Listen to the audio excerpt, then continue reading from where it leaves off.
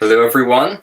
I am Anthropomantic Fiends, and I do horror-related things on the internet generally. And with me, I have Ben Wright-Heuman, who is here to talk about a project that he has been working on, and there is a Kickstarter for this project currently in the works.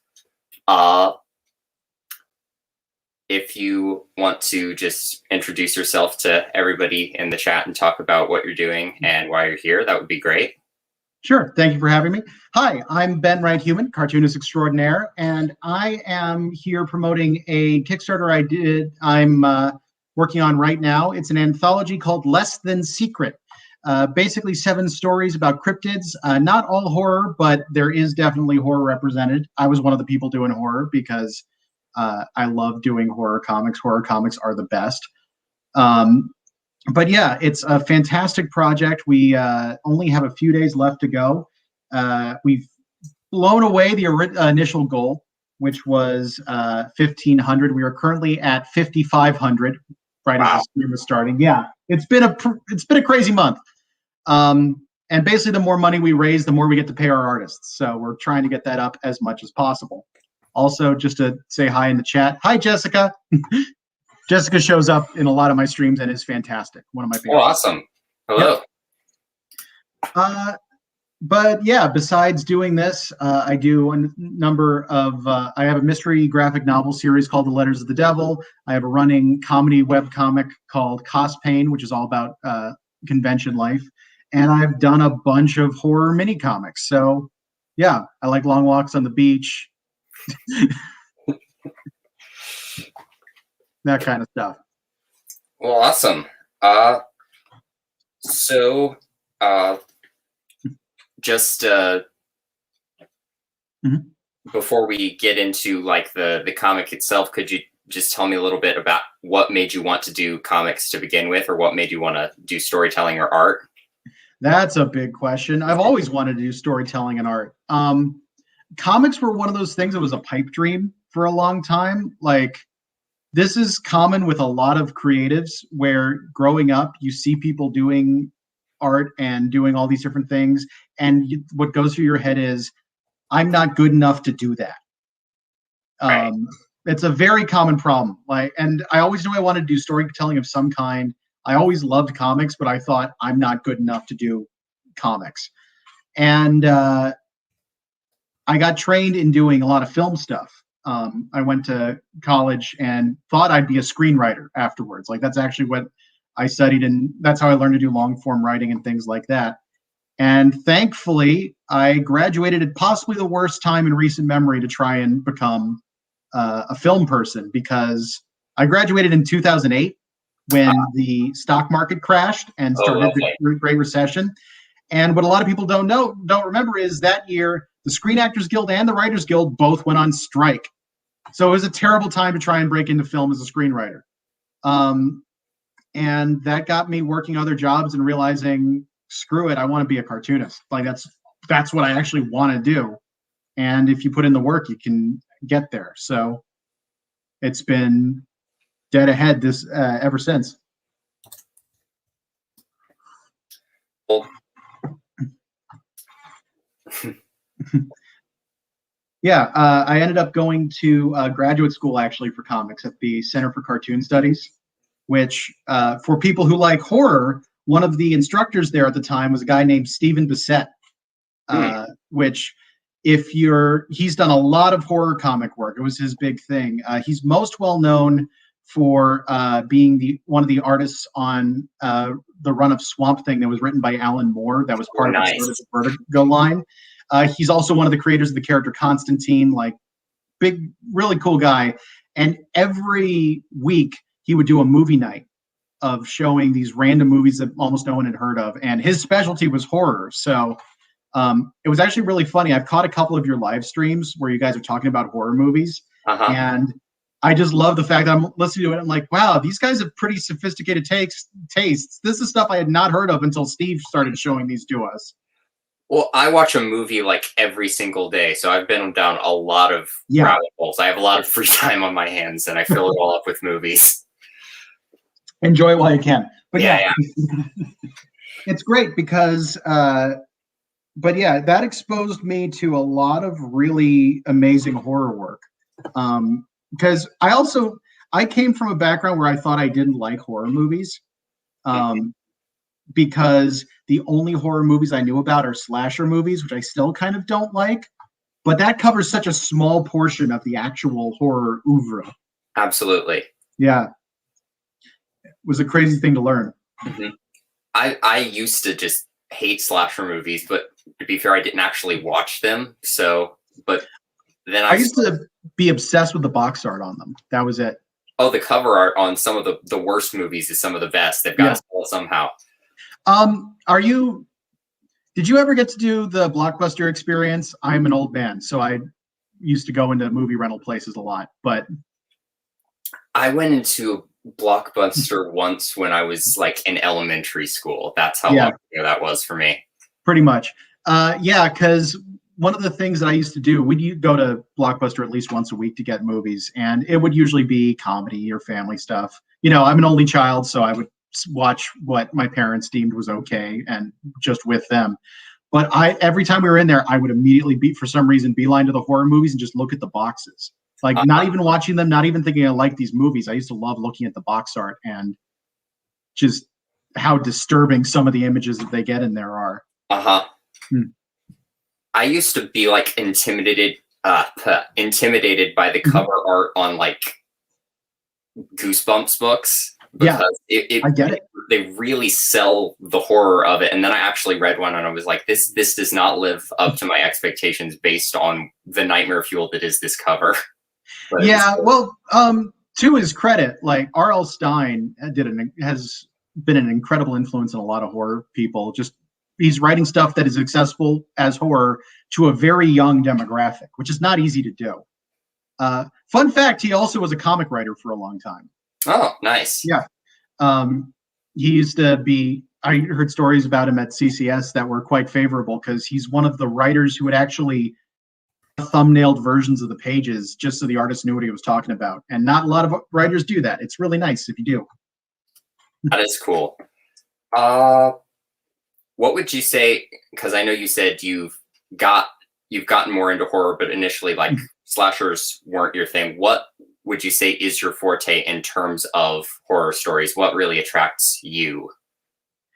Well, my favorite horror stuff is horror comics, obviously. But that I started to get into in college with Junji Ito. I'm not sure are you familiar with, I don't know how much you know horror comics. Vaguely, I hear the name a lot. I see a lot of the artwork. I read a little bit of the adaptation Junji Ito did of Frankenstein, which was really good. I love that.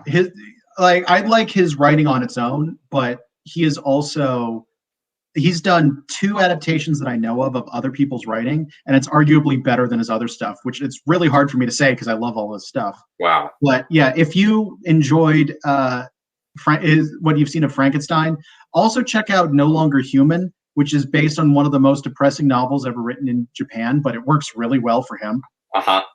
Also his short story stuff. Actually, fun fact, for the Kickstarter, one of the things that I'm going to be doing is building handmade book sleeves as one of the higher tier items. And I had to make a dummy. The dummy I use, because it's about the right size, is his Fragments of Horror collection. Oh, fun. Which, by the way, one of the big things, you know this from watching a lot of horror, you get desensitized to this kind of stuff when you look at it a lot. And I've been reading a lot of horror comics. I've been going through this stuff. When a friend of mine sent me a copy of this book because he'd gotten 2 by accident. And it's 8 short stories. And there were 6 times reading this book that I dropped the book because I was like, ugh! It was that big a jump scare in a comic. Like, wow. That's how good this guy is. And this is after I'd made probably 4 or 5 mini comic horror stories. So I really knew what I was doing with that. When it comes to horror movies, I tend to like low budget, but really well thought out horror movies. Like stuff that tends to be psychological. I like it when the ending is very much open to interpretation. Mm-hmm. I want to give an example, but I don't want to spoil this movie. Like, how much is that a problem on your channel? I don't know. What movie are you thinking of? I was thinking of the Babadook. Ooh, I have not actually seen the Babadook yet. Okay, then I definitely won't say it. Watch the Babadook. All right. But yeah, like other examples might be the original The Haunting, where there's the question of whether or not she's actually having a ghostly experience or if she's just slowly losing her mind. Yeah. That is a fantastic movie. And actually, I just finished watching the recent Haunting of Hill House series. That is one of the things that really got to me when I thought I was desensitized. Oh, so that's good. I need to check that out. It's very good. It's very good. It kind of takes elements of the original story and rearranges them. It kind of makes a lot of the characters into a family and kind of makes them talk about like family tragedy and grief. And it's a lot of really weird non-linear storytelling too. That's another thing that's great in horror. When you really, I've mentioned I also do a lot of mystery stuff. Horror and mystery can be very closely intertwined. And one of the main differences is in mystery, you usually understand what happened at the end. And in horror, that's not always the case. Like part of what's scary is you just don't know what's going on. But yeah, a lot of horror. The best horror is the stuff that hits you at a gut level. Yes. And weirdly, it tends to be pretty consistent how it hits people. It's not true with like comedy. Like comedy, half the people will get the joke, half the people won't, and that's fine. But with horror, if you do an image right, you'll get an entire room to simultaneously go ugh when they see it. And like that's a really rewarding thing when you manage to make that happen. I know Jordan Peele has talked about kind of setting up scares and setting up humor the same way, but I feel like a lot of fear is universal, whereas humor isn't. Yeah. And, you know, it was really funny to me when he started making horror movies. So I was like, wait, this is the guy from Key and Peele. He does horror? I guess I shouldn't be that surprised. Horror and comedy go great together. They do. Some of my favorite horror movies are horror comedies. Yeah. It's because I'll admit, I feel like they're not necessarily written the same, but I guess they kind of hit at the same gut level.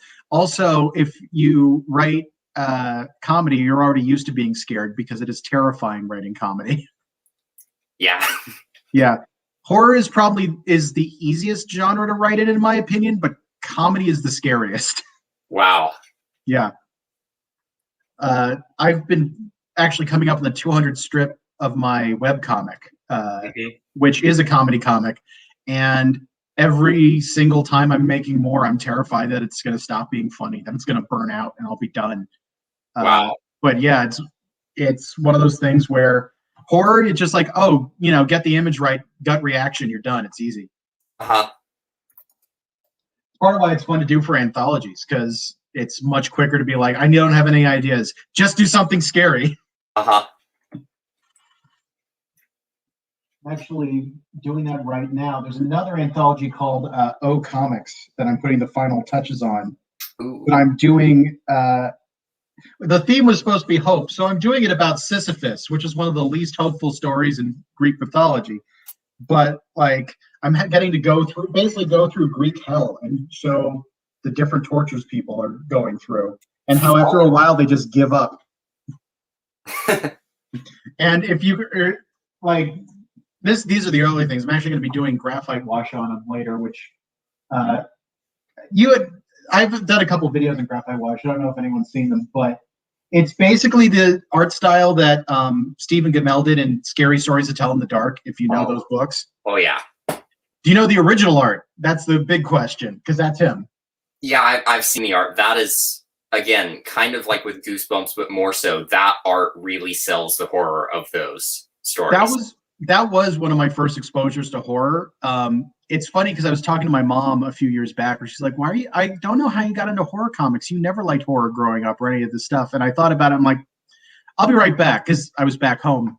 And I walked into my old bedroom and came out with the books and showed them to her. I'm like, I was reading these in 3rd grade. And she just looked at us like, we didn't know. We were just happy you were reading. Like, you got this from Scholastic. But yeah, I've been trying to learn how to do that style.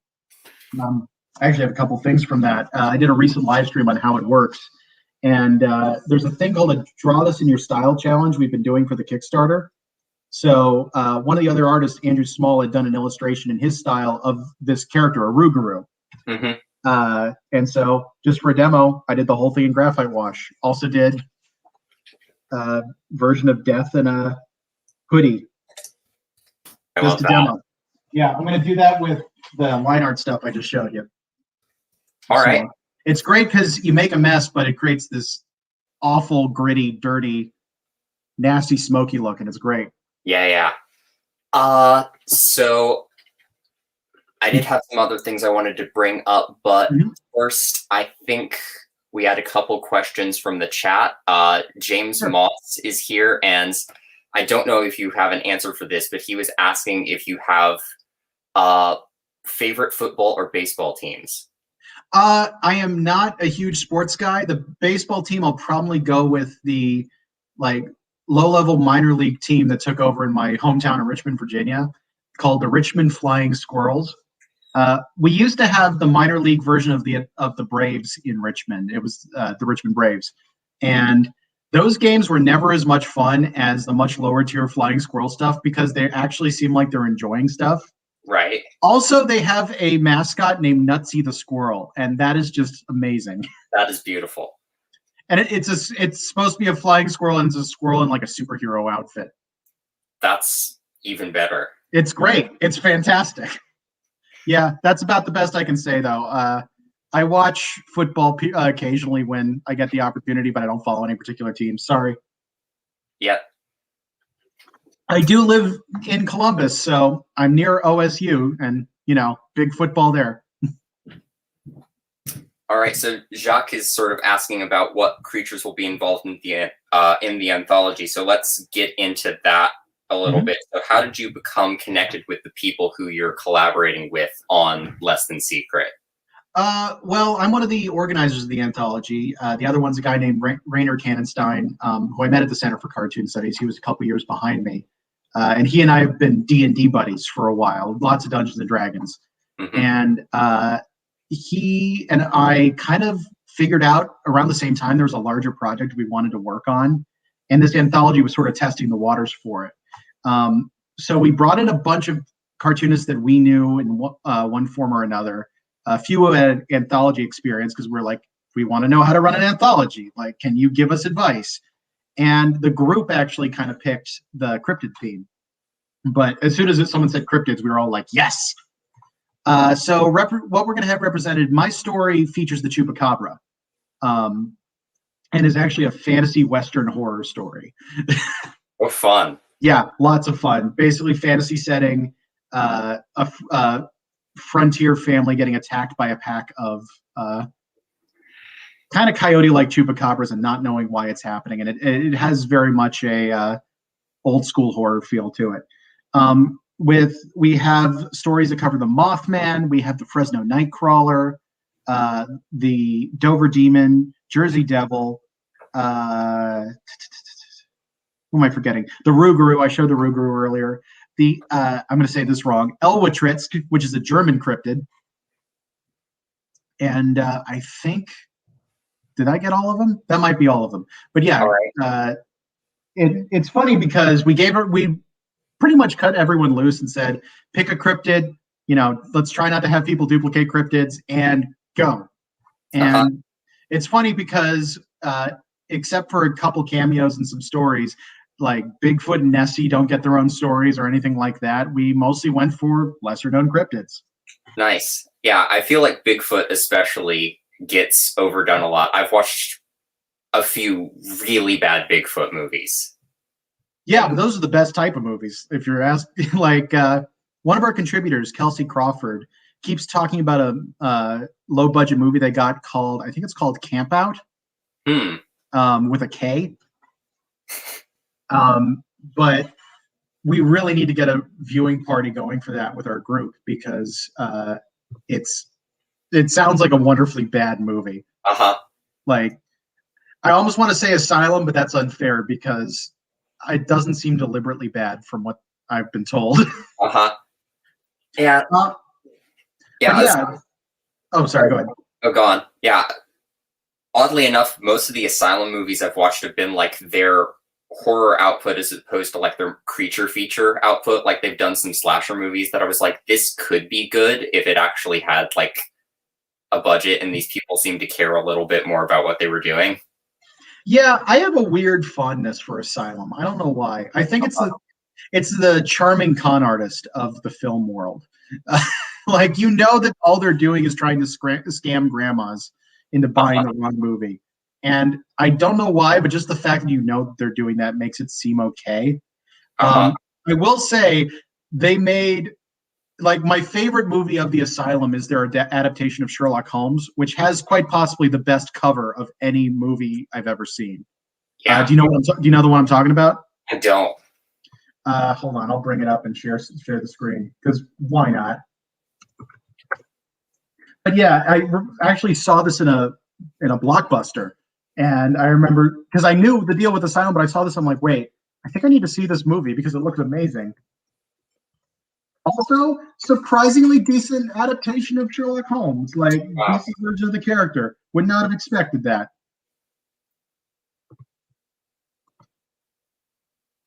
All right, is it going to do the thing where it shows it tiny? All right, share screen. You think I know how to do this? I use the same program for streaming too. Right.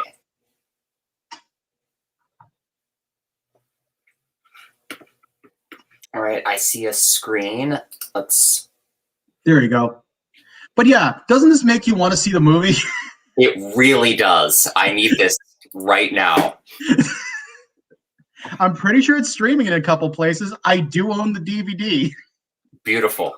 Oh, it's fantastic. Yeah, I'll have to see where this is streaming so I can just watch it as soon as I possibly can. But yeah, it's like a Drew Struzan cover. It's fantastic. Wonderful.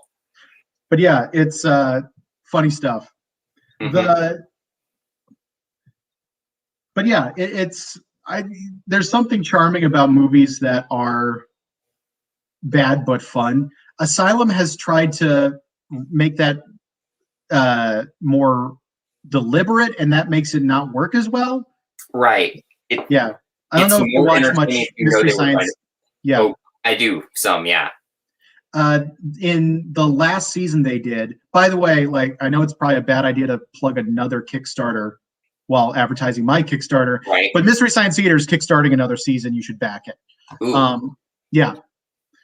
They've already cleared it, but they're going for stretch goals. But yeah, they actually had an Asylum movie, Atlantic Rim, I think, in their during their gauntlet. And it's one of the least fun episodes, just because it's like, this movie, they're trying to make a bad movie. I'd rather watch them try to make a good movie and fail, because that's so much more interesting. It really is, because when you know they were trying to make something good, and yet there are all of these really bizarre choices, you have to wonder what was going through their brain at the time, and it's honestly fascinating. Yeah, it's like trying to watch The Room, and especially if you know what happened during The Room, because that movie was nuts. But you watch stuff like that, and it's so much better because every single person is trying their hardest.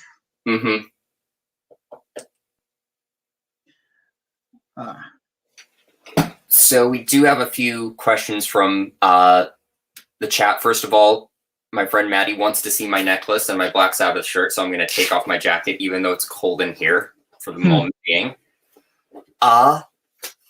And my friend Tristan, Collector Man, who has a really awesome channel, by the way, is asking what tools or materials you generally use. Lately, most of my stuff has been digital, just because it's a lot faster to work with. I use Clip Studio for my main drawing program, supplemented by Photoshop, and I put together a lot of my books using InDesign. For traditional stuff, I'm actually working on the thing I showed line art from before. I'm doing all the line art just using a mechanical pencil, and then I'm going to use graphite wash, which is literally just graphite powder that you apply with a brush and then spray an adhesive on to make everything stick. Other than that, I've worked with brushes. I've worked with nibs, pens. Anything else fancy? Not lately. Most of what I do is digital. Like, it's increasingly stuff is moving that way because digital's finally starting to look really good. Excellent. And Cole is asking if you ever take things from dreams or nightmares and put them into my work. I kind of wish honestly, I kind of wish I could do it more. I don't remember a lot of my dreams, and most of the stuff I end up having in my dreams is more frustrating because it's like unfinished plot lines that I immediately forget. Mm-hmm. I actually have a project right now I'm working on based on nightmares. It's in the very early stages, but I have started putting some stuff that's happened in my dreams into that. Oh, fun. Yeah.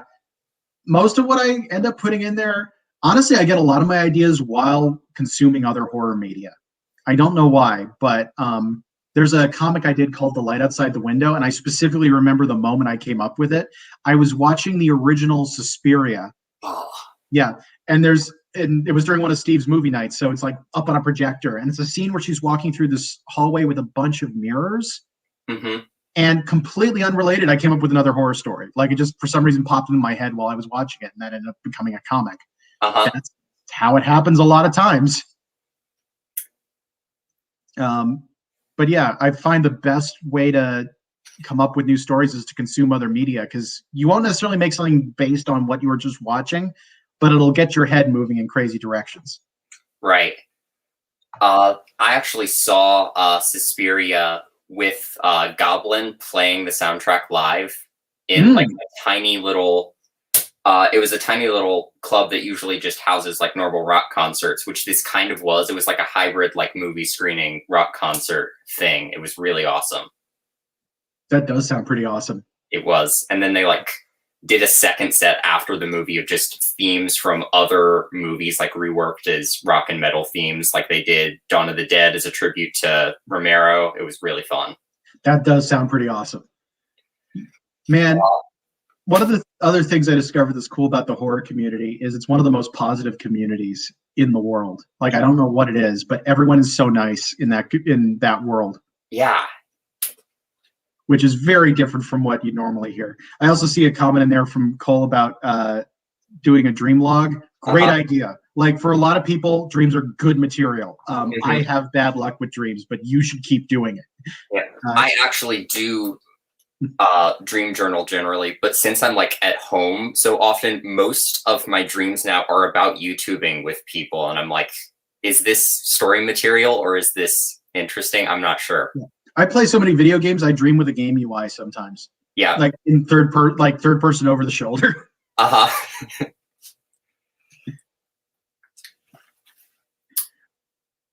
So, what made you decide to go with the Chupacabra for your story? It was the Chupacabra. Yeah, it was the Chupacabra for mine. Honestly, the main reason was I had an idea. Like that was the big thing. I'd been working on a Dungeons and Dragons setting that was Western, and I'd been building it for a while. And one of the things I started in that was the Chupacabra, which was sort of going to be the fantasy stand-in for the coyote. But I'd come up with an idea for a story for how that could work. And while once we got to do it, pick cryptid as a theme, I'm like, wait a minute, I have something ready to go for this. And it was fun because I started doing all this research on the Chupacabra, learning where the reports of the design came from. Also, Chupacabra, I assumed was a long-running thing. It was first spotted in like the 90s. Much more recent than I thought. Also, the original descriptions are identical to the alien from Species. Oh, interesting. Yeah, but pretty much every subsequent description, it's a lizard or a dog-like thing that somehow leaves these three-pronged bites in the necks of goats and drains them of blood. And it was really fun trying to come up with the anatomy for that. Actually, do I have an illustration of them somewhere here? Hold on, I'll see what I can find. But it was fun because I had to come up with a thing where I kind of made them like almost hedgehog-like spines on the back of a lizard, a dog-sized lizard, and I gave them like snake fangs on top, and the bottom fangs were similar, but they were very close together. So when they bit, they would look like a single puncture mark. That is fun. Yeah, it was interesting because I was coming up with all kinds of pack tactics, things with them, grouping together and attacking that way. Actually, here's an illustration.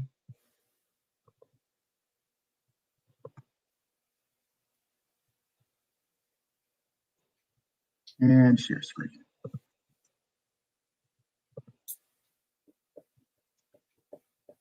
This is one of the book plates that we're including as one of the add-ons for the Kickstarter.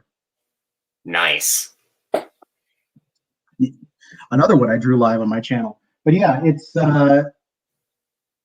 it's funny because I did this entire thing without reference because it's like I drew so many of these things. I'm just used to it at this point. But yeah, they were a fun one to work with. They were a lot more animalistic than a lot of the cryptids in the stories. Like a lot of them are very human, the way people handled them. Yeah, I find it fascinating when people can bring so much like anatomy and thought into monsters. I just kind of go at it from like an instinctive point of view. Like I do enjoy drawing sometimes, but I never really think about it from that angle per se. The actual anatomy. Honestly, just free drawing is a great way to do it too. You can really, especially if you can break out of what is typical. Like the problem, if you know the anatomy, is it's really hard to make unusual anatomy. Like if you want to make something really scary, when I'm trying to draw horror and that's all that's in my mind, so often I just kind of do a ghoul of some kind where it's human anatomy and maybe I stretch it a little bit. That's boring. If you don't follow that, you can do so much creepier stuff. Like one of the fun things that I try to do sometimes is throw extra joints in. Oh yeah. Yeah, great way to make things immediately look creepier.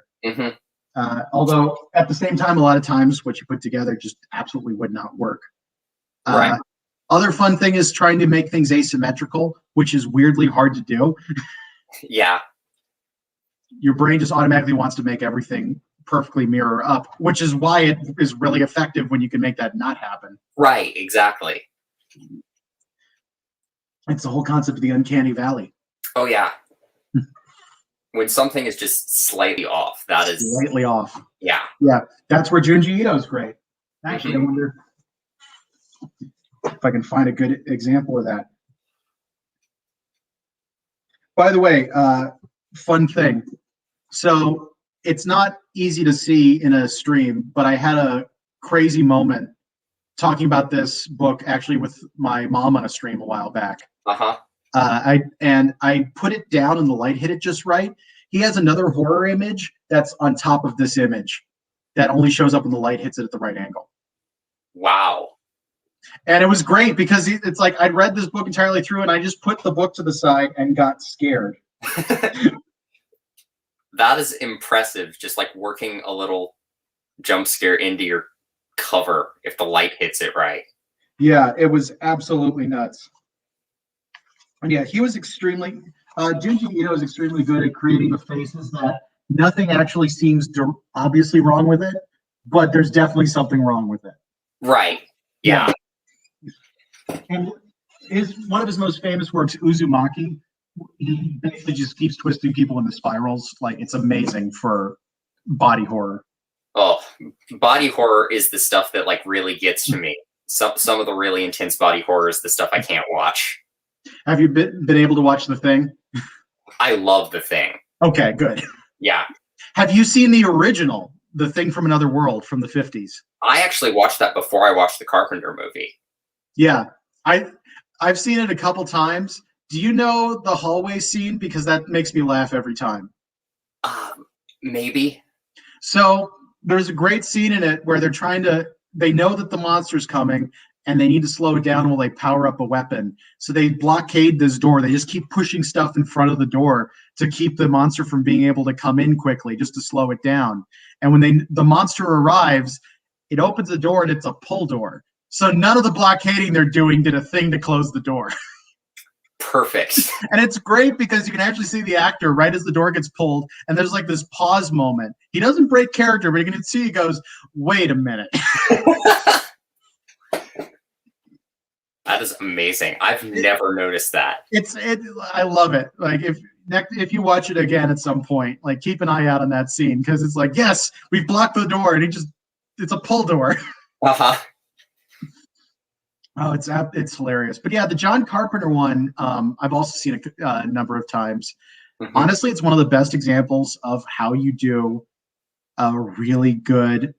Honestly, it's one of the best ways to do a slasher movie because nobody's stupid. Hmm. That's the big thing about it. Yeah. Um, I also keep recommending it to my friends who are into Among Us because I'm like, this is basically an Among Us game. Yeah, that's exactly what it is. Yeah. Also, a young Keith David who is weirdly cast in that movie. Yeah. Yeah. Are you familiar with Keith David? I'm not sure I am. You probably recognize his voice. He's mostly known as a voice actor now. Mm. The but he was I can't remember. He was the one black guy in the movie. Oh yeah, yeah, yeah. Yeah. I'm blanking on the character's name, but Yeah. yeah, he's been in a ton of stuff. He's got an incredibly iconic voice. If you ever got to see the cartoon Gargoyles, he was Goliath. Oh, he's Goliath. He's Goliath. Yeah, now Oh you my know his God. voice. Yeah, I binged all of Gargoyles this past several Yeah, months. yeah, He's also the cat in Coraline, which I didn't realize before. yeah. But he's one of those guys with arguably one of the coolest voices in the world. He does, and he Yeah. just travels around on roller skates throughout the thing, which I also love. Oh no, sorry, the other guy. Oh, the other guy, Yeah, the one who Childs. That's his name. He's a live band. Giles. Right? Yeah. Oh yeah, I'm seeing comments. People were saying that in the comments. I should have looked at that. Mm. I'm bad with names, but yeah, it's really funny watching him in that because you can tell that like the dialogue was written by someone who didn't know how Keith David spoke, and he's trying to talk like that, and it just does not fit him at all. Uh-huh. Yeah, because he always sounds weirdly proper when he talks because he has this eloquent voice to him. He does, which really lends itself well to Goliath and the cat and characters like that. It anytime he pops up in an animated thing, I'm immediately like, yeah, Keith David, you rock. He's in the Saints Row games as himself. Wow. As himself as the vice president of the world. I mean, if anybody could do it, he could. If anybody could do it, he could. I'd vote for him. Yeah. So we have a few more questions in the chat, a couple that are kind of related, which are from Collector Man, who are some of your favorite cartoonists? And from James, do you have a favorite anime series? Ooh. Starting with cartoonists, I mentioned Junji Ito, probably of the comic artists, probably my favorite. It's definitely my favorite horror person. Steve is also up there. Steve Bissett does a lot of really great horror storytelling. I grew up a huge Calvin and Hobbes fan. I picked my undergrad school in part because Bill Watterson went there. That's great.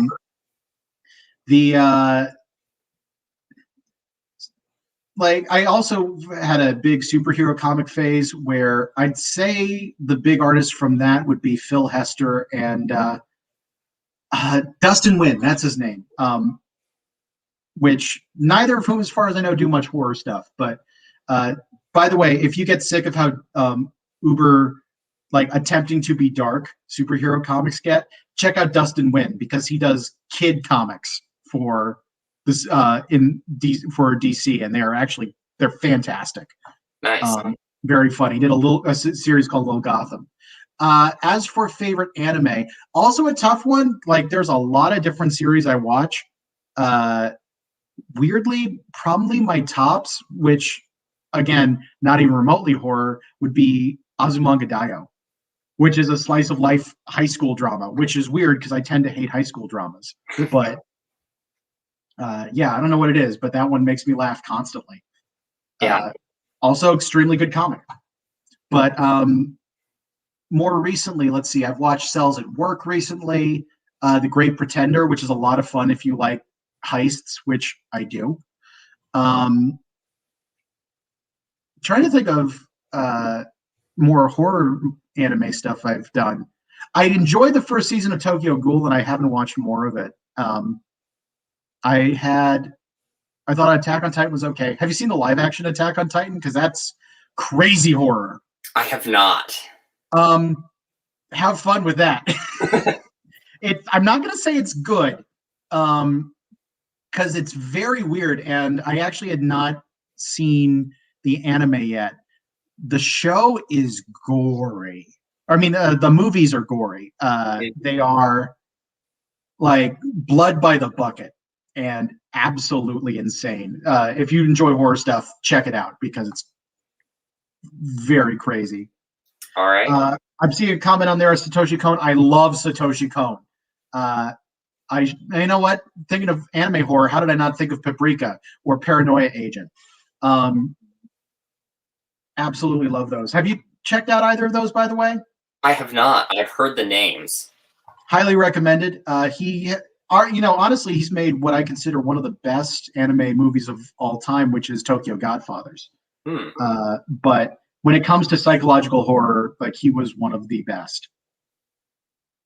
Yeah, I should have mentioned Satoshi Kon way earlier. I still remember when he died. Like this is back when I worked customer service job, and I remember seeing it popped up on my phone. It's like Satoshi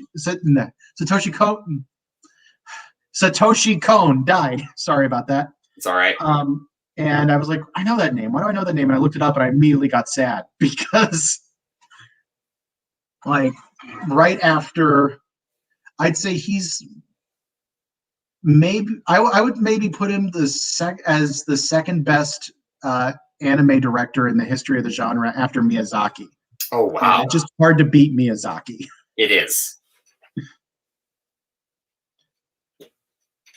See, also seeing a question about horror comedy. I actually don't watch a lot of horror comedy. I guess I'd probably say Shaun of the Dead. Yep. Hard to go wrong with that. Yep. One of my favorites, my personal favorites, I don't shut up about this movie, is Anna and the Apocalypse, which came out a couple years ago. It is a zombie Christmas musical, is what it is. That sounds awesome. It is. It was conceived because one of the initial producers on the film was watching High School Musical, and he was like, this would be so much better if everybody was having to fight zombies during all of this. I kind of love it. Like, I'm looking at the box art now. Shaun of the Dead meets La La Land. Yeah. I'd watch that. Yeah. Why not? But like the zombie stuff is all played super straight, but all the characters sing, and it's like unironically good music too. So it's a really ludicrous premise, but done really well. You know, it's funny because I'm not a giant fan of zombies usually, but one of the things that got brought up in the last year that I thought would be interesting is imagine if they did a version of the zombie plague that was airborne. Ooh. Like, I kind of get the impression we're going to stop seeing zombie stuff for maybe a couple years because people are burned out on it. But maybe I think at some point that might be a really interesting idea for someone to go after. Maybe. But yeah, there's always going to be somebody who's still cranking out zombie movies. As a matter of fact, right at the very beginning of the pandemic, Full Moon, who make a lot of really low budget, trashy horror movies, like as soon as the pandemic happened, they cobbled together a movie called Corona Zombies out of other zombie movies they had made with like 5 minutes of new footage. That's kind of brilliant. Like, yeah. Man, I wish I could do that. If I could just make a comic by cobbling together other comics. Uh-huh. Oh, I could take a break.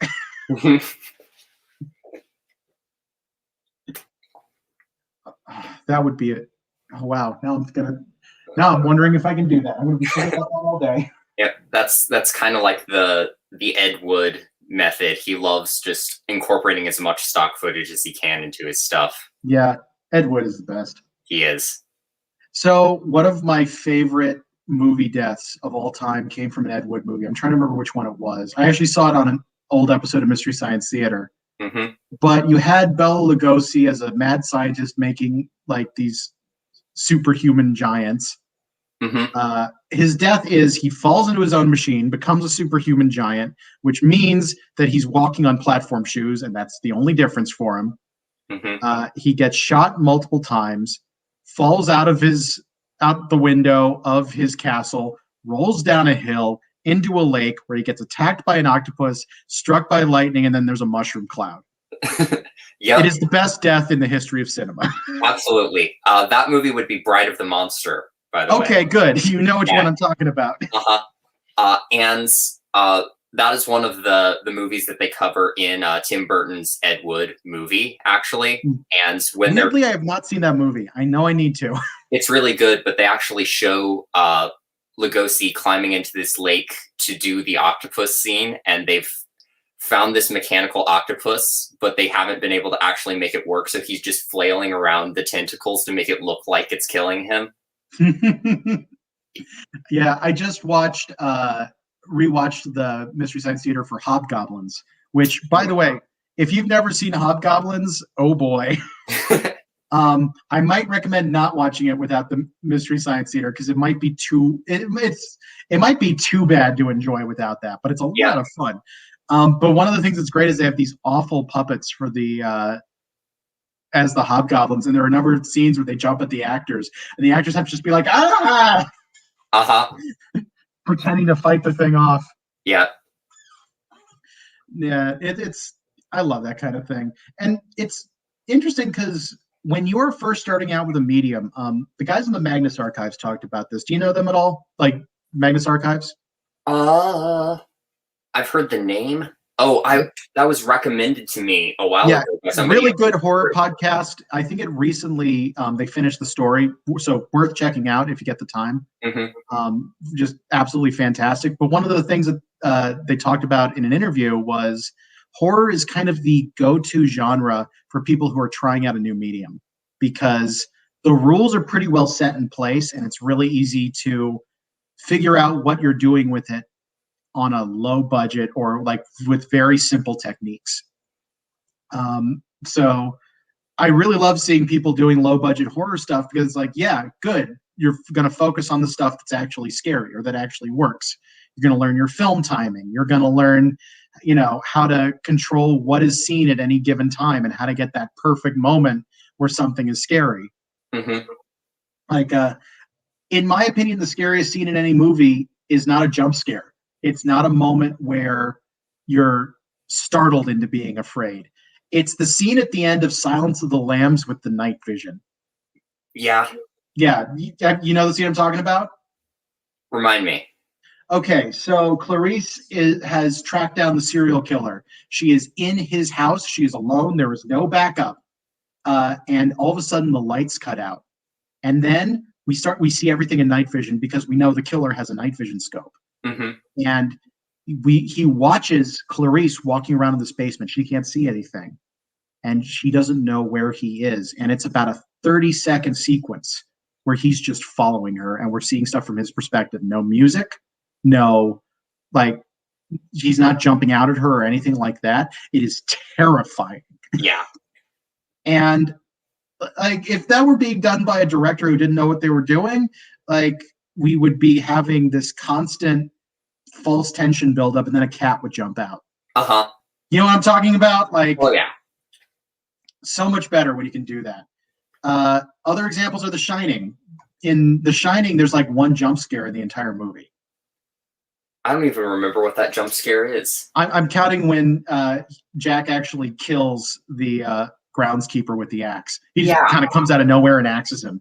That's basically the only jump scare in the entire movie. But like when you have the slow motion of the elevator opening and the blood pouring out, that's scary, but it's not a jump scare. And that works. That's so much more memorable. And that one scene actually pisses me off a little bit because that character did not die in the book. Halloran does not die in the book, the groundskeeper. Really? Yeah, he survives to the end with Wendy and the others. Interesting. So the only person who dies in the book is Jack?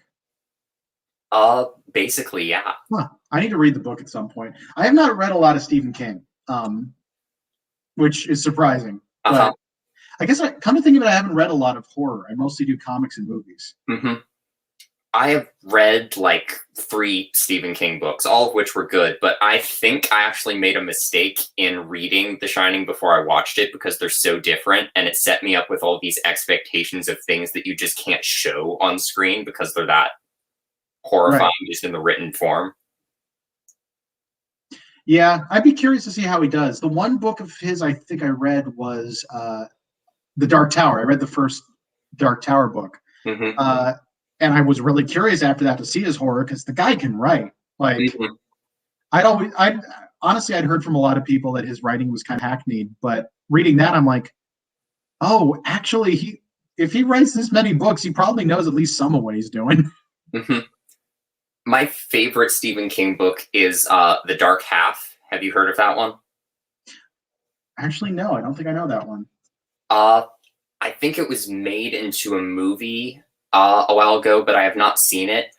But it's is about this author who has an alter ego, kind of a pseudonym that he writes under to write really like trashy, violent stuff that he doesn't want associated with himself. Mhm. But one day he like metaphorically buries this alter ego and like reveals that it's been him the whole time, but he's putting that behind him.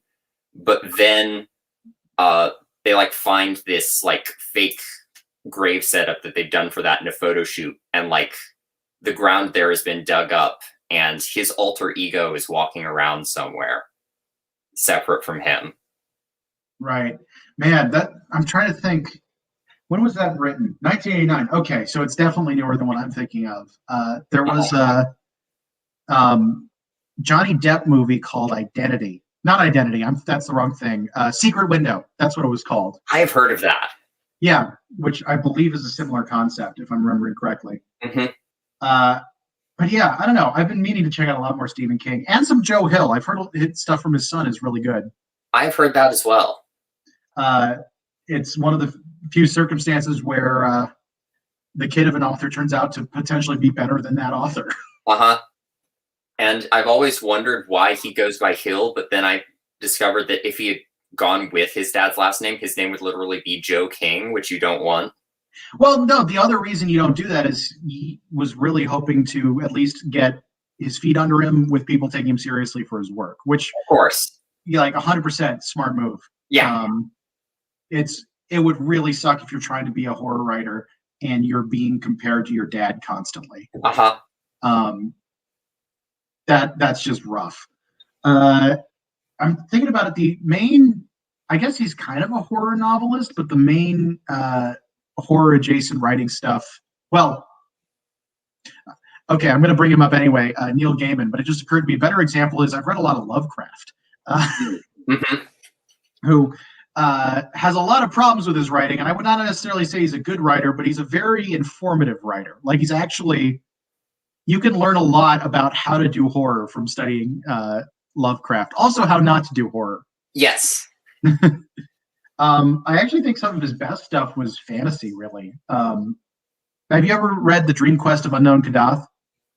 I don't know if I've read that one. I have like a complete annotated Lovecraft up on my bookshelf, which I've read a lot of, but not all of. That one is one of his Randolph Carter stories, so his recurring character. Mm-hmm. And it's basically an adventure where he's living in the world of dreams and is trying to discover this. It's this adventure story of traveling through the world of dreams, trying to find this land of Kadath that he vaguely remembers from long ago. Mm-hmm. And it's fascinating because it's really not a horror story. Like he's not scared by anything he's seeing because he's used to it. Uh-huh. And that's such an interesting point for anything related to Lovecraft. Like most of what Lovecraft was scared of was stuff that he somehow wasn't able to understand, even though a lot of it was really easy to understand. Uh-huh. Yeah. I remember someone bringing up, I don't recall if I've read Cool Air, but I remember reading somewhere that Cool Air is just Lovecraft being scared of air conditioning. Yeah, pretty much. Like Lovecraft was such a weird dude. Uh-huh. Like, I know there's a lot of that going around in horror, but like he in particular was just a weird dude. Yeah. There's this kind of fun. There was an all right series called Carter and Lovecraft, which was a modern. It's a more modern thing where the descendants of Randolph Carter and H.P. Lovecraft form a detective agency. It's I only read the first book. It was okay, but one of the things that was really fun is that the descendant of Lovecraft is black, and he was just like, you know what? I'd love for my grandfather to know about me. Like, he'd be so mortified. Yeah. No, it's interesting how they handle it, but it's just, I don't know. The story's okay. I'd give it another shot. Right. You brought up Neil Gaiman, who happens to be my favorite author. Good taste. He is the one writer that I wish I wrote more like. I will say he does, if he did just a little bit less magical realism, I'd be great. Just because he seems to do the exact same, there is an alternate world next to this world thing a lot. But he does that so well, I'm okay with it. Yeah. I've actually been meaning to I mostly do audiobooks, and I've been meaning to re-listen to American Gods because I've realized I think about that story more than any other story he does. I don't know why, because my favorite's probably the Graveyard Book, but I think about this way more. I kind of automatically generally say that Neverwhere is my favorite from Gaiman, but I love so much of his work that I can't actually pick. Have you done any of the audiobooks? I listened to his audiobook of Fortunately the Milk, which is his children's book, a while back. Have you read that? That one I don't know, actually. Let me take a look. It's so funny. Is he reading it? Yes, he was reading it. He is a fantastic reader. Like, he does a bunch of his books. And you mentioned that this was a kid's story. Everything he reads feels like he's reading it to his kids because he's doing the voices and he's doing stuff like that. He does the Neverwhere audiobook, I believe. Ooh. Yeah. And it's great when he's doing I'm terrible with names, but the two like thug characters that are in that book. They're like my favorite characters, and now I'm blanking on their names. But the voices he does for them are so much fun. Like, you can tell he's just like, I practice this with my kids. Yeah. Krupp and Vandermar. That's who they are.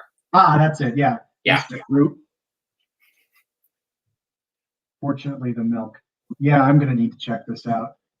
It's only $4 on Kindle. That's a deal. Yeah.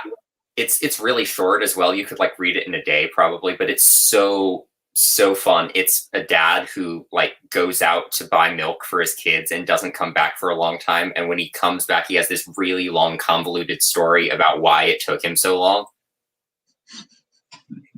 That sounds about right. Yeah. Oh man, there's a book that he didn't exactly write it. It's a collection of his essays that someone illustrated called Art Matters. It's an incredibly quick read. And Chris Riddell did the. Chris Riddell, yeah. I think I have that on my bookshelf. Actually, I have a few things. I will actually be back in a moment because I kind of want to show that off. But sure, go for it. In the meantime, Less Than Secret, a Cryptid Comics anthology. I'm just going to go ahead and shamelessly plug stuff. Is currently on Kickstarter. I'll go ahead and take a peek. I've been trying to avoid looking at this during the actual call, but we are at $5,507 raised. We've got 3 days left. The higher we go, the more we'll actually be able to pay our artists an increased page rate.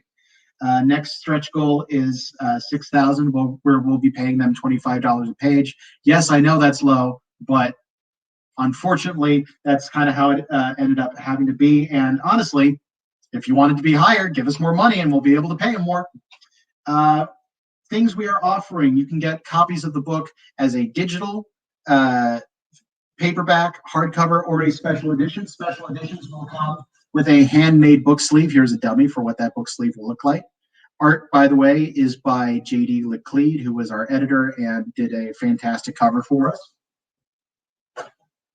In addition, we are offering book print stickers.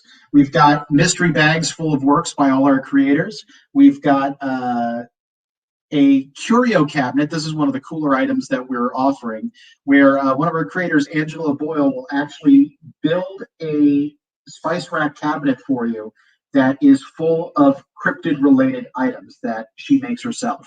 It's a really cool item. We still got a couple of them left. If you got a lot of money to burn, that's one thing to take a look at.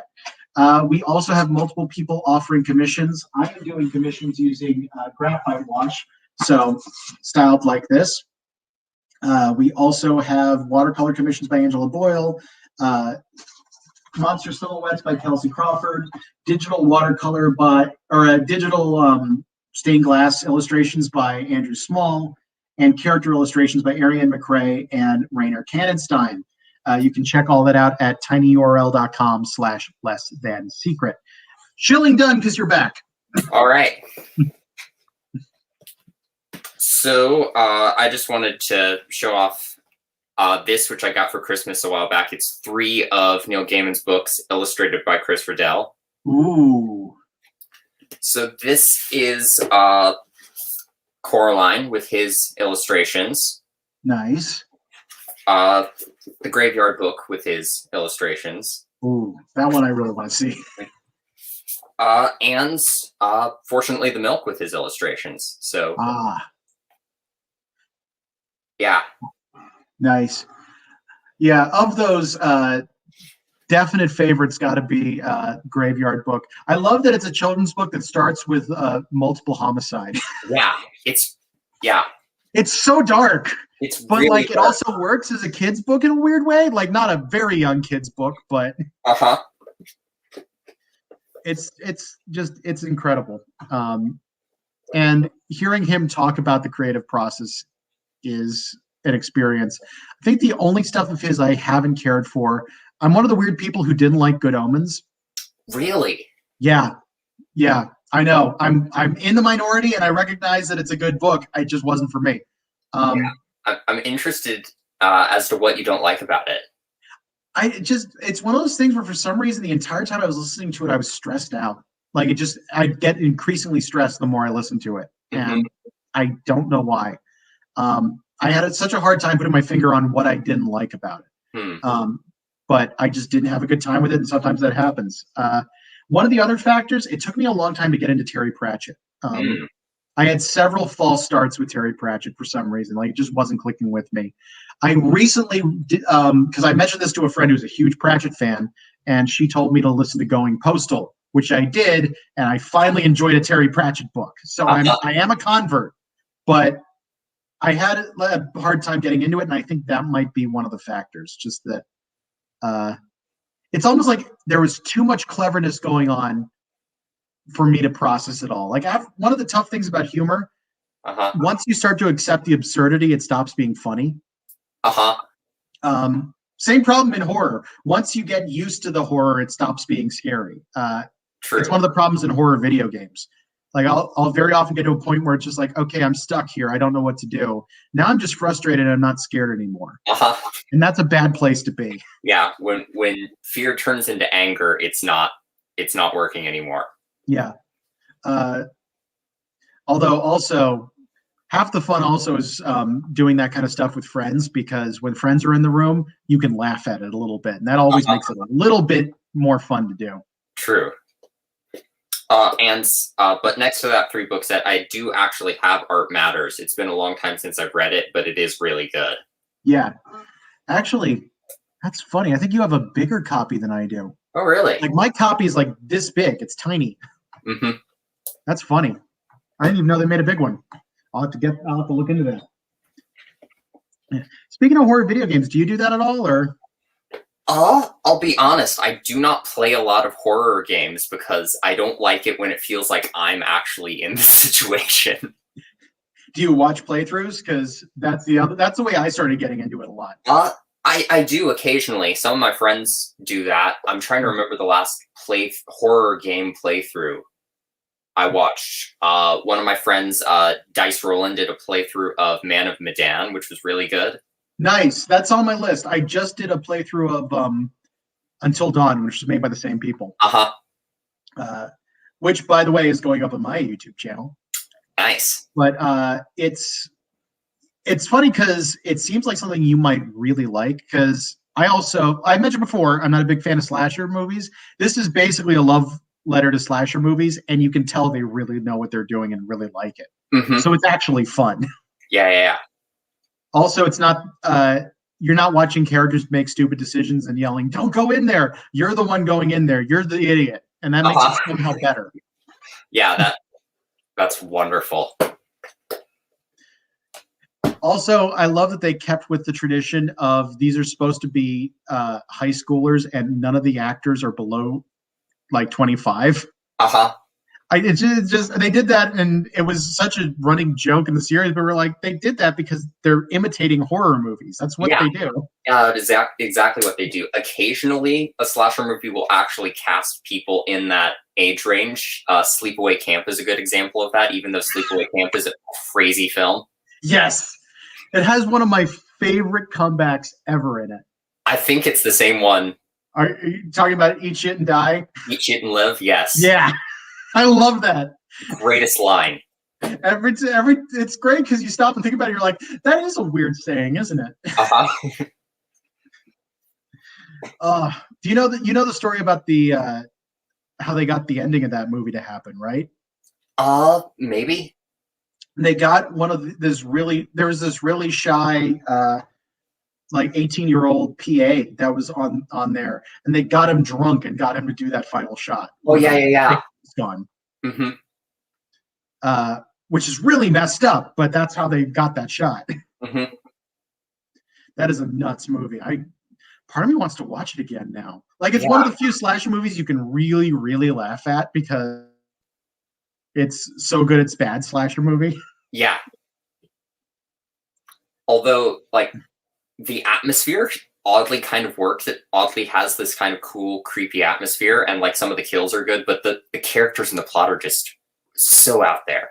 Yeah, it's funny because I don't want to say too much in case anyone hasn't seen it, but I've seen arguments for it being one of the worst slasher movies ever made with one of the best slasher movie endings of all time. Like, I had a friend who swore by that ending and said it's just one of the best movie endings, period. Yeah. Yeah, I don't know. One of the things for me with a lot of these slasher movies, I don't like that a lot of the targets are teenagers. That always bothers me. Because no matter how awful a person you are as a teenager, I still don't feel like you deserve to die. Right. You have a lot of life left to become a less awful person.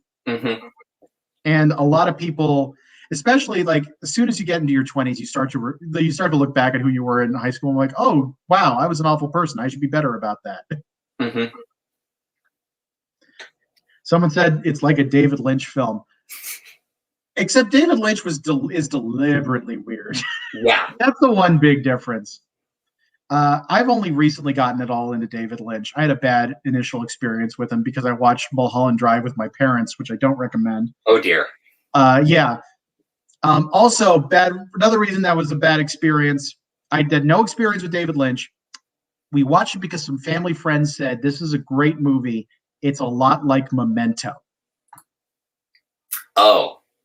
No, it's not. It is not remotely like Memento. That's a terrible comparison. But if you go to it with that kind of expectation, then you kind of assume that at the end everything's going to make sense. But it's David Lynch, so it doesn't. Of course. By the way, we were talking about horror games, and I see a lot of people shouting out David Lynch stuff. If you guys haven't heard of it, look up Deadly Premonition. It was, I want to say, a 360 era game. They're making a sequel to it, and they may do a re-release or something like that. But the director of it was a huge fan of Twin Peaks and basically wanted to make a Twin Peaks style video game. And it's a really weird indie horror game. There are a bunch of zombie sections because the producers forced him to add zombie sections, and he just completely half-assed it. But the actual atmosphere and world, like for anyone who's a Lynch fan, will have a lot of fun with this. My intro to David Lynch was actually, I'd kind of known about his stuff before, but I watched Eraserhead with my dad, which was fun. That does sound like a good time. I've only seen the intro to Eraserhead, and it was specifically shown in a compilation of movies. Yeah. Because the entire opening is basically just a sound. for like 5 minutes. It is. And it has one of the most uncomfortable dinner scenes I've ever seen in a film, and I've watched a lot of uncomfortable dinner scenes. The scene with the turkey with the face. Am I thinking of the right thing? I think I've seen clips of that, or yeah, the turkey screams or something like that. The turkey screams and like emits fluid. It's gross. But the most uncomfortable thing about it is the way people are acting in the scene. They're just acting so off, like they're not acting like people.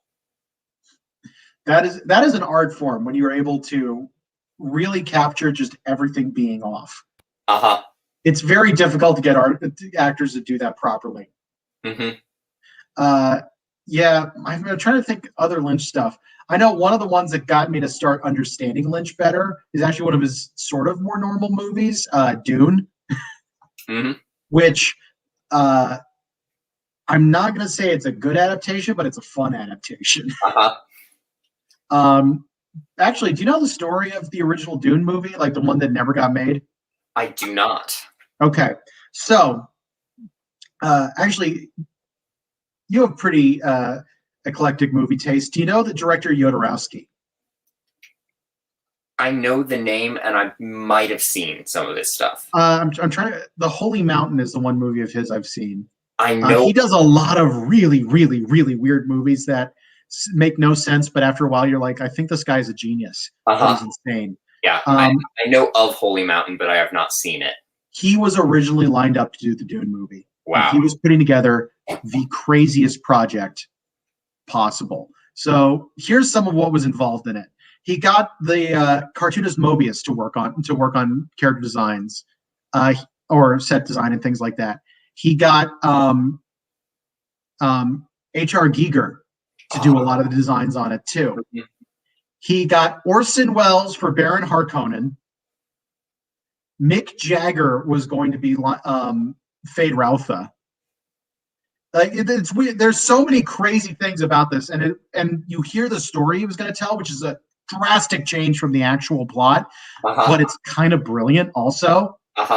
And it's this huge. It would have been from everything that's been described, it seemed like it would be an absolute masterpiece.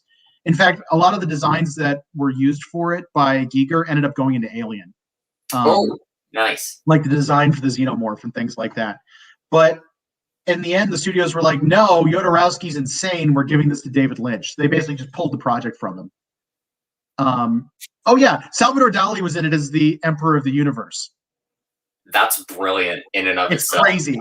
But it's funny because there's an entire documentary about it where Jodorowsky talked about how this perfect work was taken away from him, and what he decided to do was he'd go watch the David Lynch one, and if it was good, he'd go home and blow his brains out.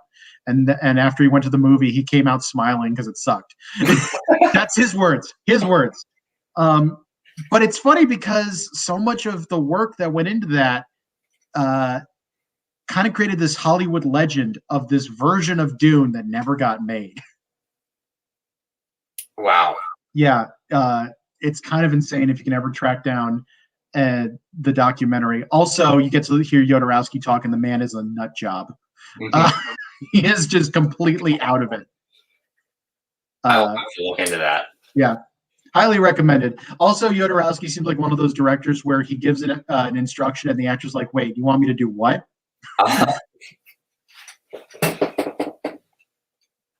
Pink Floyd was supposed to do the score. I didn't even know that one. Sorry, someone just said that in chat. Oh yeah, Maddie. Yeah. You know what? I could see it. They would have fit. They would have fit perfectly for that.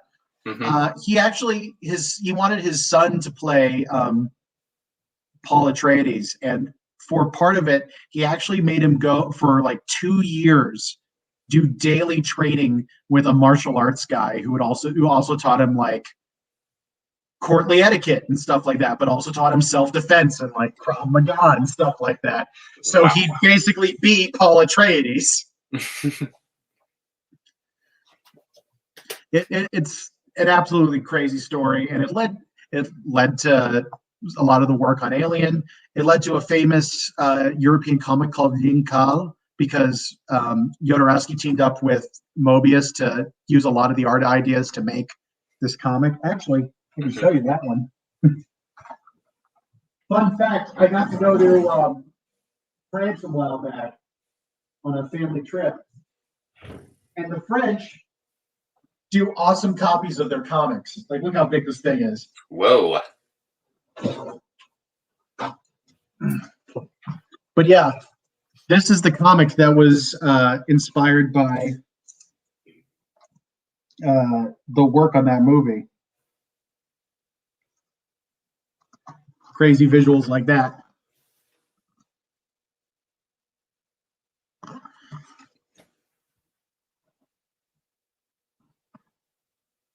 Also, this is why Mobius was insane, because he could draw crowd scenes. Oh my God. Yeah. Yeah. I have to be careful what I show because there's a lot of nudity and I don't want you demonetized. Anyway. Okay. But yeah, it's if you anything you can find about that movie, I wish it had been made. It would have been crazy. Yeah, absolutely. There are a lot of weird movies that never got made that I wish would have gotten made. Probably the most infamous being Tim Burton's Superman Lives with Nicolas Cage. Well, now I want to see this. That was going to be a thing? Oh, yeah. There's a whole documentary about this unmade Tim Burton Superman movie. And it was going to be Nicolas Cage as Superman and like this silver Superman suit. It was going to be really weird. I need this in my life. Yeah. I need to see this. Yeah. Closest thing we've got is the documentary The Death of Superman Lives, which I highly recommend. That is going to happen. The Death of Superman Lives. Great title, by the way. Mm-hmm. Tim Burton, Nick Cage, Kevin Smith.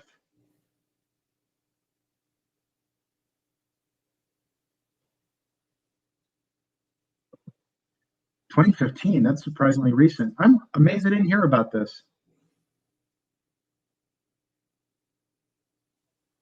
Yeah, we're gonna have to track that down because we need some good Superman stuff nowadays. Yes, we do. Yeah, I can't. I honestly can't vouch for a lot of what has been done with that in with the Snyder Cut and things like that, because I haven't been following a lot of the DC movies. They just never looked fun to me. Right. I watched Wonder Woman, and I want to see Wonder Woman 1984, but that's about the extent to which I've been following that stuff. I did watch Shazam as well, which was good. I miss Shazam. I need to watch that one. Wonder Woman I saw and thought was fantastic. Wonder Woman 84. The trick with Wonder Woman 84 is it's basically about what was happening with Wonder Woman in the 80s.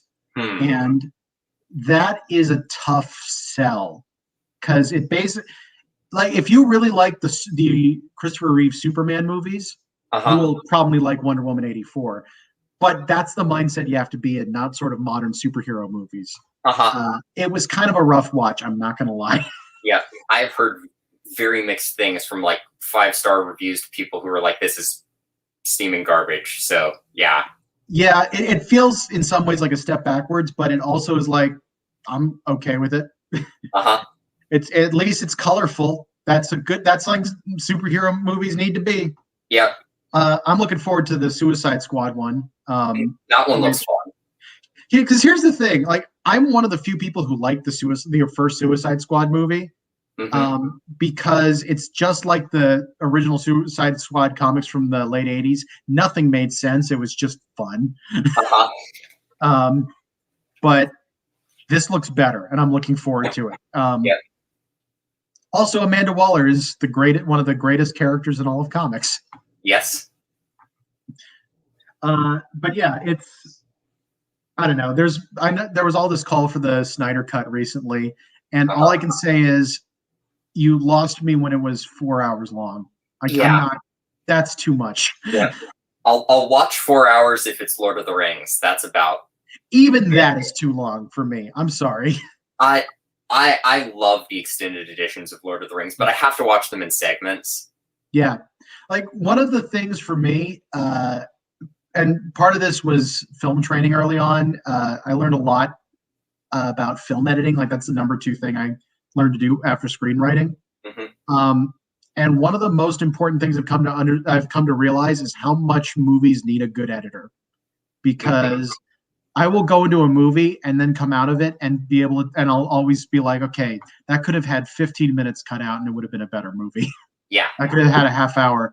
If you have a 4-hour movie, my guess is it only needed to be an hour and a half. There's no way you had 4 hours of good content in there. That's my general philosophy. I kind of feel that way about the Lord of the Rings movies too. Sorry. Yeah. I've only seen the first two, actually, come to think of it, which I know is shocking. But the second one really bothered me because I'm like, this is an ongoing fight scene for about an hour of the movie with no real break. I'm exhausted. Yeah, that's this is fair. A pacing problem. Yeah, it somehow Lord of the Rings just works for me. Yeah, it works for a lot of people. I get it. Yeah, the Hobbit movies don't though, and they're doing a lot of the same things. Yeah, well, that's kind of like the problems people have with Star Wars movies, which, by the way, I like. I know a lot of people with them, but they really are treading the same ground as the original trilogy. Like it's really funny when you look at them beat for beat; they almost have the exact same arc. And it's weird because I was growing up when the prequels were coming out and destroying a lot of people's childhoods, as it's often been put, and things like that. And the prequels have a lot of problems. Like, wow, there's some bad directing in that. But I kind of miss how gutsy they were, if that makes any sense. Right. Because the new movies that are coming out are kind of giving the fans exactly what they want, but not taking any real risks. And I kind of miss trying to tell new stories in the same universe instead of sort of being like, well, now we've sort of hit reboot and we're doing the exact same character archetypes just in a slightly different way. Right. I mean, I think The Mandalorian does. I've been meaning to watch that. I don't have Disney Plus yet, but that's happening. Yeah. We got Disney Plus a while back and finally watched The Mandalorian recently. It is very worth it. It kind of feels like a Western or a samurai movie, but set in the Star Wars universe. It has that similar kind of vibe. Which is perfect, because the original Star Wars was a samurai Western movie in space. That's what it was. Yeah. That was the entire idea. And so going back to that, I think was a very smart move. And Jon Favreau is a good director. He knows what he's doing. But with, it's one of the things that I am glad to see. Like, at least they started taking different directions in other ways, doing standalone movies, doing series like The Mandalorian. Like, that is what I'd like to see more of. And less retreading of the same stuff. Bring me new ships. That's the other thing. Like, how come all the ships in these movies are the exact same ships? They gave us new ones in the prequels. Do that. But yeah, it's all about risk taking, and Disney doesn't like taking risks. Right. One of the interesting things they did with The Mandalorian actually is they started throwing in like weapons and ships that were never in the movies, but they were part of like the toy lines that people did. They just started sneaking them into the show. That makes sense. Like, do you know part of the George Lucas ended up as successful as he did is because he did something that most directors and producers do not do. He kept the merchandising rights for decades. And that actually was part of the incentive for him bringing in new stuff all the time, because every time he released new toys, he made a ton of money. And that's just not how it typically works. Usually the production company gets everything, but nope. George Lucas figured out how to hang on to those rights, and that's part of why he kept milking Star Wars as dry as much as he did. Good way to do it. Yeah.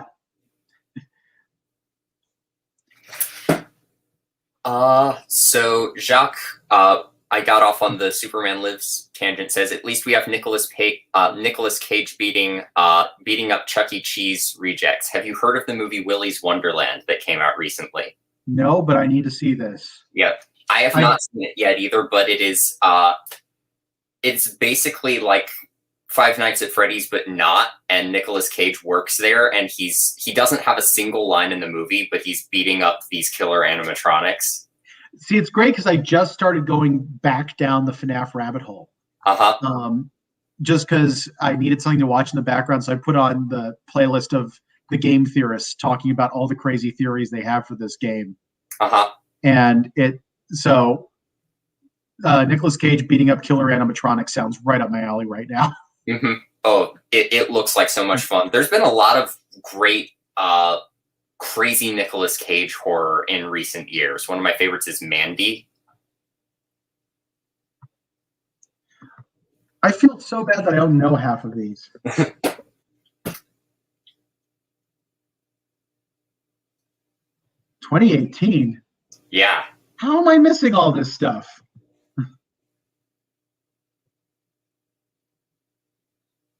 Oh, he's covered in blood in it. What is that? Oh, yeah. First off, I appreciate the color palette from what I'm seeing. It has such a great color palette, and there's even like these hand-drawn animation dream sequences that he has in the movie that are beautiful.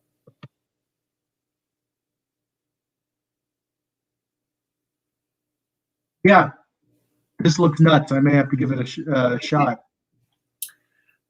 One of my big pet peeves in a lot of media is when they just go for the washed out colored stuff, especially in horror. Yeah. Because everyone's like, oh, you want it kind of grayscale because that's scarier. And I don't know. I always just think your editor didn't do the saturation right. It's just boring if everything's gray. Yeah. It's so nice seeing like these ultra saturated reds and blues that are in this cover. That's really cool. Yeah. The whole movie is really gorgeous. And it also really looks like it makes me think of some of the 80s horror exploitation movies. Just from the basic images I'm seeing. Did it have CG in it? Because I'm seeing mostly what looks like practical stuff. It is predominantly practical. There's definitely scenes where you're like just like the visuals have to be like a little bit enhanced somehow, but yeah. It's like all practical effects. See, that's one of the other things I love about good horror is that's one of the last bastions of the practical special effects artist. It's like that, going back to The Thing, half the reason The Thing worked is that none of that was CG. Yeah. It's just, it was actually there and they were seeing it and they were interacting with it. Do you know the story about the John Hurt scene in Alien? I don't think I do. You know the scene I'm talking about, though, right? Where the thing pops out of his chest in front of everybody? Oh, yeah. When that happened, none of the actors had seen the prosthetic. They didn't know what it looked like. Oh, yeah. Their reaction was real. Wow. Which is awesome. Like, that kind of thing you don't get that much. It's, but yeah, it's, man, I keep getting this entire stream. I'm going to have to go watch over the entire thing again just to get all the recommendations. Yep. The one other that I was going to bring up actually is last year, Nicolas Cage was in an adaptation of Lovecraft's Color Out of Space, which is fantastic as well. I did want to see that because that's one of the most interesting concepts that Lovecraft had. I loved that. I always thought that story was really cool. What color did they use for it? I forget. It's like a purplish pink. Yeah, which actually makes sense. I've seen that argument a lot of times that that's the color that it should be because it's technically a color that doesn't exist. Do you know this argument? I think I've heard it before, and it's still... Yeah, I don't entirely get it either, but it's just like apparently purplish pink is not really a color that we have a way of registering, so our brain kind of makes it up as somewhere in between red and blue. Wow. It's actually brilliant that they went with that. Yeah, I wouldn't be surprised if they thought of that. Like, I Uh-huh. always pictured it as yellowish for some reason for the color out of space, but Uh-huh. I mean, any color that we can picture completely defeats the purpose. It's a color Yep. we can't picture. That's the Mhm. point. Yeah, I always thought if they were going to make a movie out of it, they would have to make it in black and white. So we And just then slowly introduce color. maybe. Yeah, like the color out of space is the only color in there. Yeah. Well, you've read Letters of the Devil. You know I'm a fan of that. Uh-huh. Yeah, I'm a complete sucker for black and white with a single color mixed in there. Mm-hmm. Because I read Sin City at a young age. Yeah. Man, I can't get over this cover. What is this streaming on? I must know. Mandy, I think it's streaming on the Sling. It looks the main place it's actually streaming is Shudder, which is the horror streaming service, which I do not have, but Yeah. I think you can rent it a lot of places. I had to buy the DVD because I needed it in my life. It's on Amazon Prime. I might actually be able to get it through that. Mm-hmm. Huh. Cool. I'm gonna have to check that out because that looks awesome. It is. I may need to watch it with a friend because I have a friend who scares easily, and it's way more fun watching stuff with him. Yeah, Mandy's an interesting movie. I have my friend who scares easily has PlayStation VR, and I've gotten him to do a few VR horror games while like it was over the pandemic, so we were separate, but like I was streaming and watching, and I would text his wife and just say, Ian's playing a horror game. Can you sneak down and scare him? And she would. That's great. It was great. Like she managed to avoid all the squeaky stairs and just come up and just be like, bah! Lovely. But yeah, I always think horror is best with friends because at the very least you're not alone in it. True. I've also found that bad horror is amazing with friends as well. Oh yeah, because you're making fun of it the whole time. Oh yeah. One of my favorite experiences is I ran a classic horror film club at my high school. Nice. And the biggest turnout we ever got for any movie was for Troll 2, which we had people in there quoting it, just riffing off of it. It was great. Yeah, I can believe it. Come to think of it, I've seen so many reviews of that. I don't think I've actually seen the movie. Oh, I need to watch that at some point. Yeah, I bought that movie on Blu-ray. That's how much I love Troll 2. I'm trying to think of what the craziest horror movie watching experience I ever had was. Because I've had a few. Mm-hmm. Ghost Watch is up there. Mm. You've seen Ghost Watch?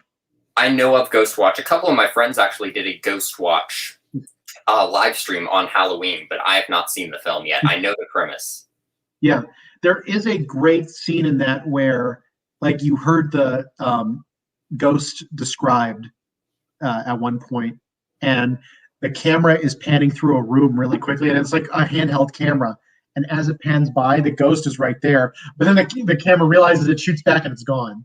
Uh-huh. And it's so perfectly handled because everyone in the audience, it's sort of a jump scare, but not timed like a jump scare. It works great.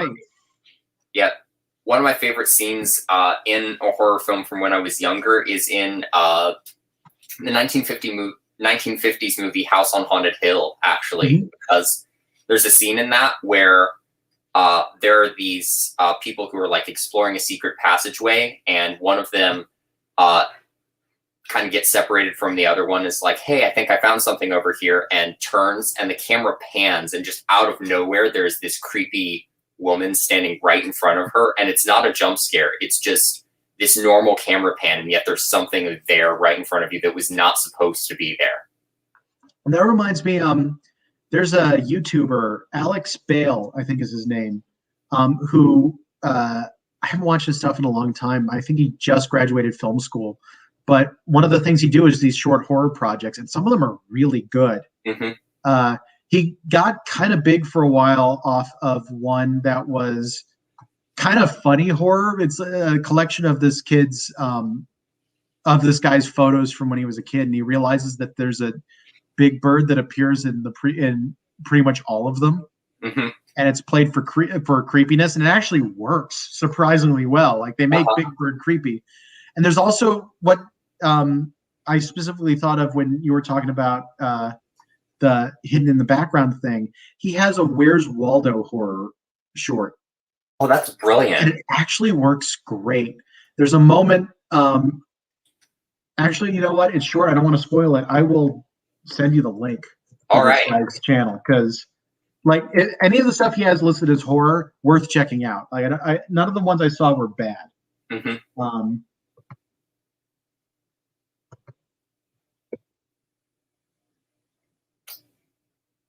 Start that private chat. There you go. All right. But yeah, I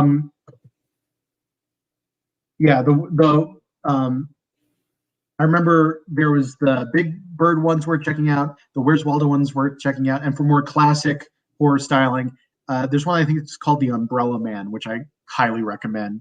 Really good timing on it. All right. But yeah, it's one of the better. I think I came across it from Reddit on the r/creepy subreddit, which occasionally gets lucky and has stuff that's actually creepy.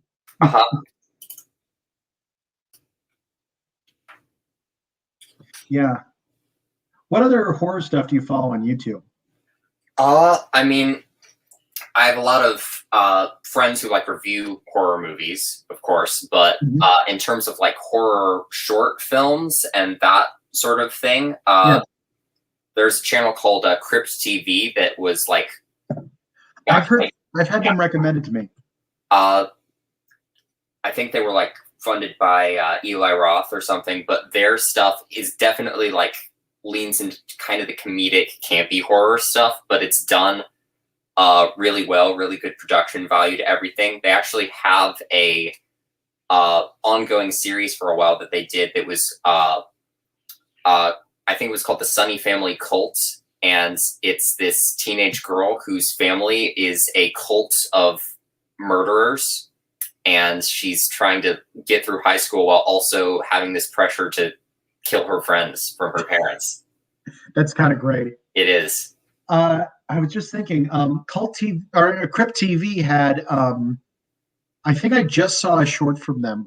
Jacksepticeye was actually doing a thing of scary videos from the internet that he was doing a watch along for, and I think they had one called The Mime. Do you know this one? I might. I think this was Crypt TV. The whole idea is this woman runs into a guy in a dark alleyway, and he's mimicking everything she does. And then after a certain point, she realizes she's mimicking everything he does, and she can't control herself. It's really well done. It's like a very short horror video, but very effective. Actually, there's something that got brought to my attention earlier this year. Trying to find it. It's a thing by here it is, Local 58. Do you know about this? I know of Local 58. Yeah, I only recently came across it, and man, that's insane. It's the best. It's actually by a cartoonist. Ooh. Chris Straub, who did a comedy webcomic called Starslip Crisis for a long time. But he also created like his own creepypasta site called Icor Falls. If you can ever find stuff on that, I recommend it. There was a thing called Pirate Cove that got big off of it, which is basically a creepypasta about a chat room where people are talking about this really weird kids show they remember that was super scary, that they're not sure if it actually existed or not. Candle Cove. Cove. Yeah, that got made into a series on Shudder. His Icor Falls project. But yeah, his was actually well-written creepypastas, basically, which you can't say about all creepypastas. No. I love creepypastas, but they're bad very often. Yes, and sometimes the bad ones are amazing because they're bad. A lot of bad horror movies, too. Yeah, but, I mean, one of my majors was in English, and so grammar tends to make it really hard. Bad grammar makes it hard for me to read stuff a lot of times. Yep. It's why I often like the listening channels that sometimes people do. I've been big into the Volgan for a while, who does SCP readings. Do you followed SCP at all? I have a friend who follows SCP a lot more than I do and kind of fills me in on stuff, but I haven't really actively been following it. Yeah, it's funny because I kind of think of it as like, this is what creepypasta should look like mildly curated, decently put together, a lot of thought put into it, researched basically. Mm-hmm. And the Volgan just does really good dramatic readings of all of it. Nice.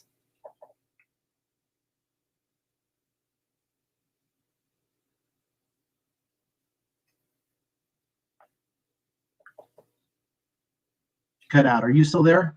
Yeah, I'm still there. You froze for a second. Okay. Sure. Yeah, I just got a loading thing.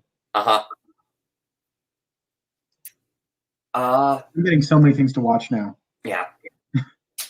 One other thing I was going to bring up is my friends Dice Roland, who I brought up earlier. They do horror gameplay, horror reviews, but they also read a lot of creepypastas on their channel. And one they read recently, I'm trying to remember what it's called, but it involves a lot of like time loop stuff.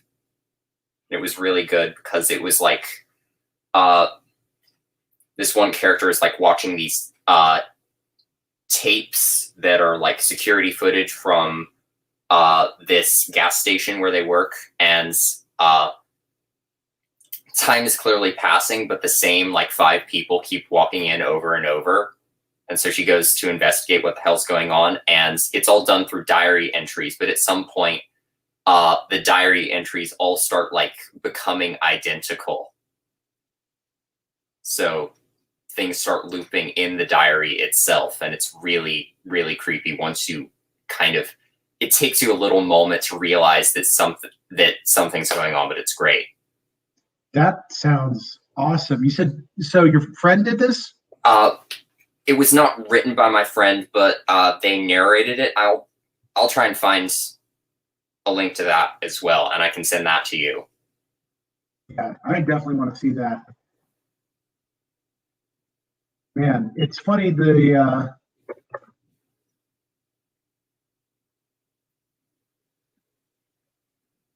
some of the stuff is insane. I'm going through all my horror YouTube stuff. I've been doing a lot of let's read stuff while working because I can just listen to it in the background. And a lot of that is reading stories from Reddit that are scary in different types of ways. I will say the funny thing about it is how often I'm listening to the story in the background and I'm like, yeah, that didn't happen, but whatever. Anyone watched Theater of Darkness on Crunchyroll? Sorry, I'm seeing that in the comments.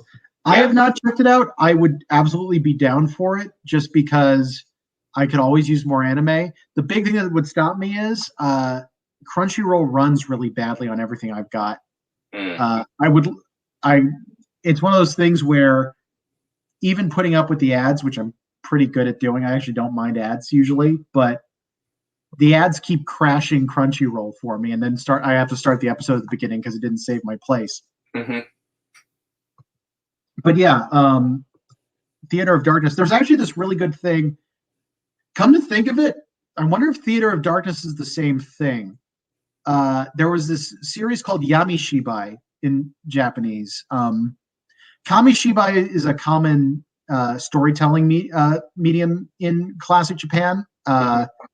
It was basically these fake stages that these traveling people would set up, and they'd basically be pulling out cards and moving stuff to tell different stories. Yamishibai, Yami is their word for dark. So they're saying it's the same thing. Okay, yes, I have seen this then. And it's like these quick animations by a bunch of Japanese directors, and each one is a very short horror story.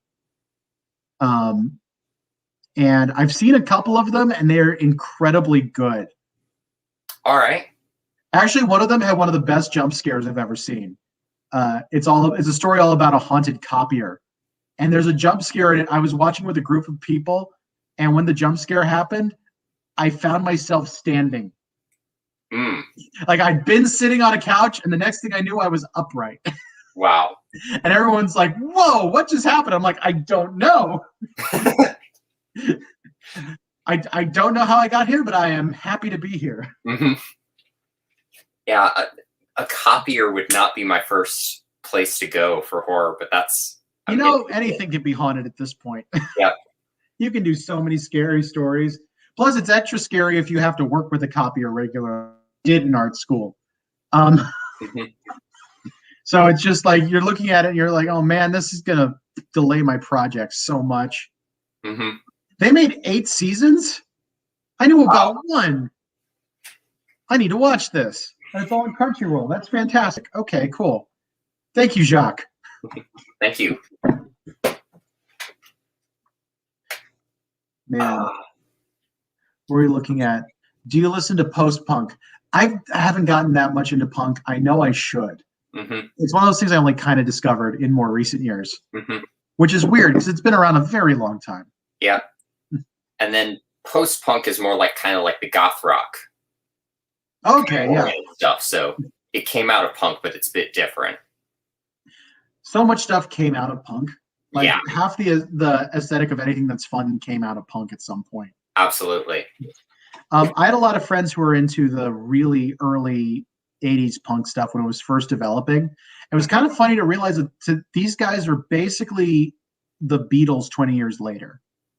Like so much of it came out of the exact same region and was very much changing all the rules. And then everyone started basing the rules on them. So all of a sudden they seem conformist. It's really funny. Uh-huh. Which is kind of where post-punk came in because they were just like, punk is just everybody just doing the same things now. So we're just going to, this is after punk now. We're going to do our own thing. And some of that started becoming like popular and some of that turned into goth rock and some of that just turned into like weird avant-garde noise music. It's bizarre. Yeah. I increasingly like when stuff starts to get a little bit weird because I'm like, oh, good, something weird. I needed weird. Mm-hmm. I recently binge watched through the entirety of Doom Patrol, and I'm like, I needed weird and superhero stuff. That was fantastic. I do need to see that. I heard good things. Doom Patrol is very good. It's honestly one of my favorite superhero things I've seen in a long time, and I watch a lot of superhero stuff when I get bored. It's great to work to in the background because you know what's going to happen in a superhero story, but like Doom Patrol is based on a really, really weird comic run from the 80s. And they got the weird part right. Mm-hmm. I mean, there's there's a neighborhood that is sentient and genderqueer that can travel wherever it wants. Like, yeah, it's Danny the Street, and Danny the Street is one of the best characters. Yeah, I'm in. I'm already in. Yeah, like it's nuts, and it's nuts in a good way. Mm-hmm. Also, it's nice to see Brendan Fraser working. Good for him. Yeah. All right. I think I'm out of things to say. All right. I did have one more question to write down, which was one more question that I had written down, which was I don't want you to play favorites necessarily or anything, but is there one particular story in the Less Than Secret anthology that isn't your story that you really enjoy? Well, like you said, playing favorites is a little tricky. I legitimately enjoy everything that's in this anthology. Like everyone did a really good job with it. One of the ones that really excites me that I do want to bring up is by Angela Boyle. Mm-hmm. It's called Seed of Truth. It is sort of right in the middle. And it follows the Elwitritz, which is the German cryptid I mentioned. What's interesting about it is format-wise, it's very different from everything else because it's a mix of comics and prose. She basically tells the story of a little old lady who raises these cryptids in secret, who comes across a murder and they have to solve it.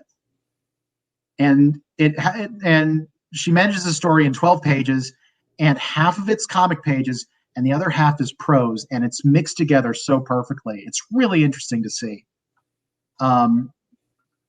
It's one of the things that in this project I was the most excited about personally. That does sound really, really cool, really different. But like I said, like there is something for everybody. We've got a couple horror stories. Actually, the other horror one is very much like an EC Comics thing. Do you know about them? Oh yeah, yeah. Yeah, it's very much in that style. If you like that, you will like that story. I'm definitely. I need to read more of the actual EC comics, but I definitely have gone They're back. so nuts. Yeah.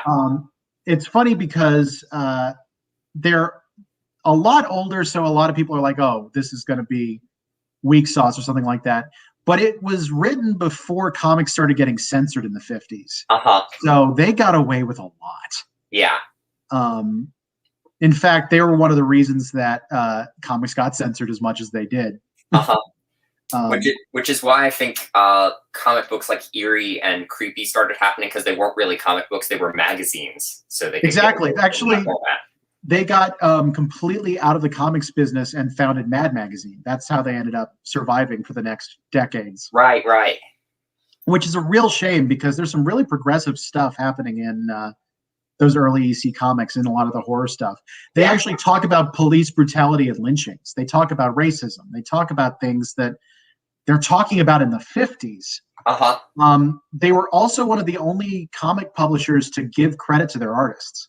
Like they were one of the first ones to actually say, you know, this is a Wally Wood comic. He's one of the selling points. Things like that. Nice. Yeah, they were very progressive with a lot of that.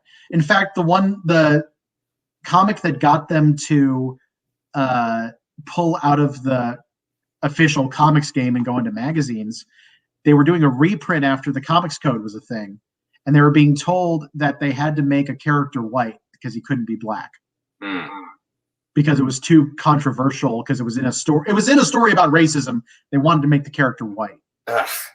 And the head of it, I'm sorry, it's either Max Gaines or Bill Gaines, comic historians. I'm sorry, I'm forgetting which one it was. I think it was Bill Gaines.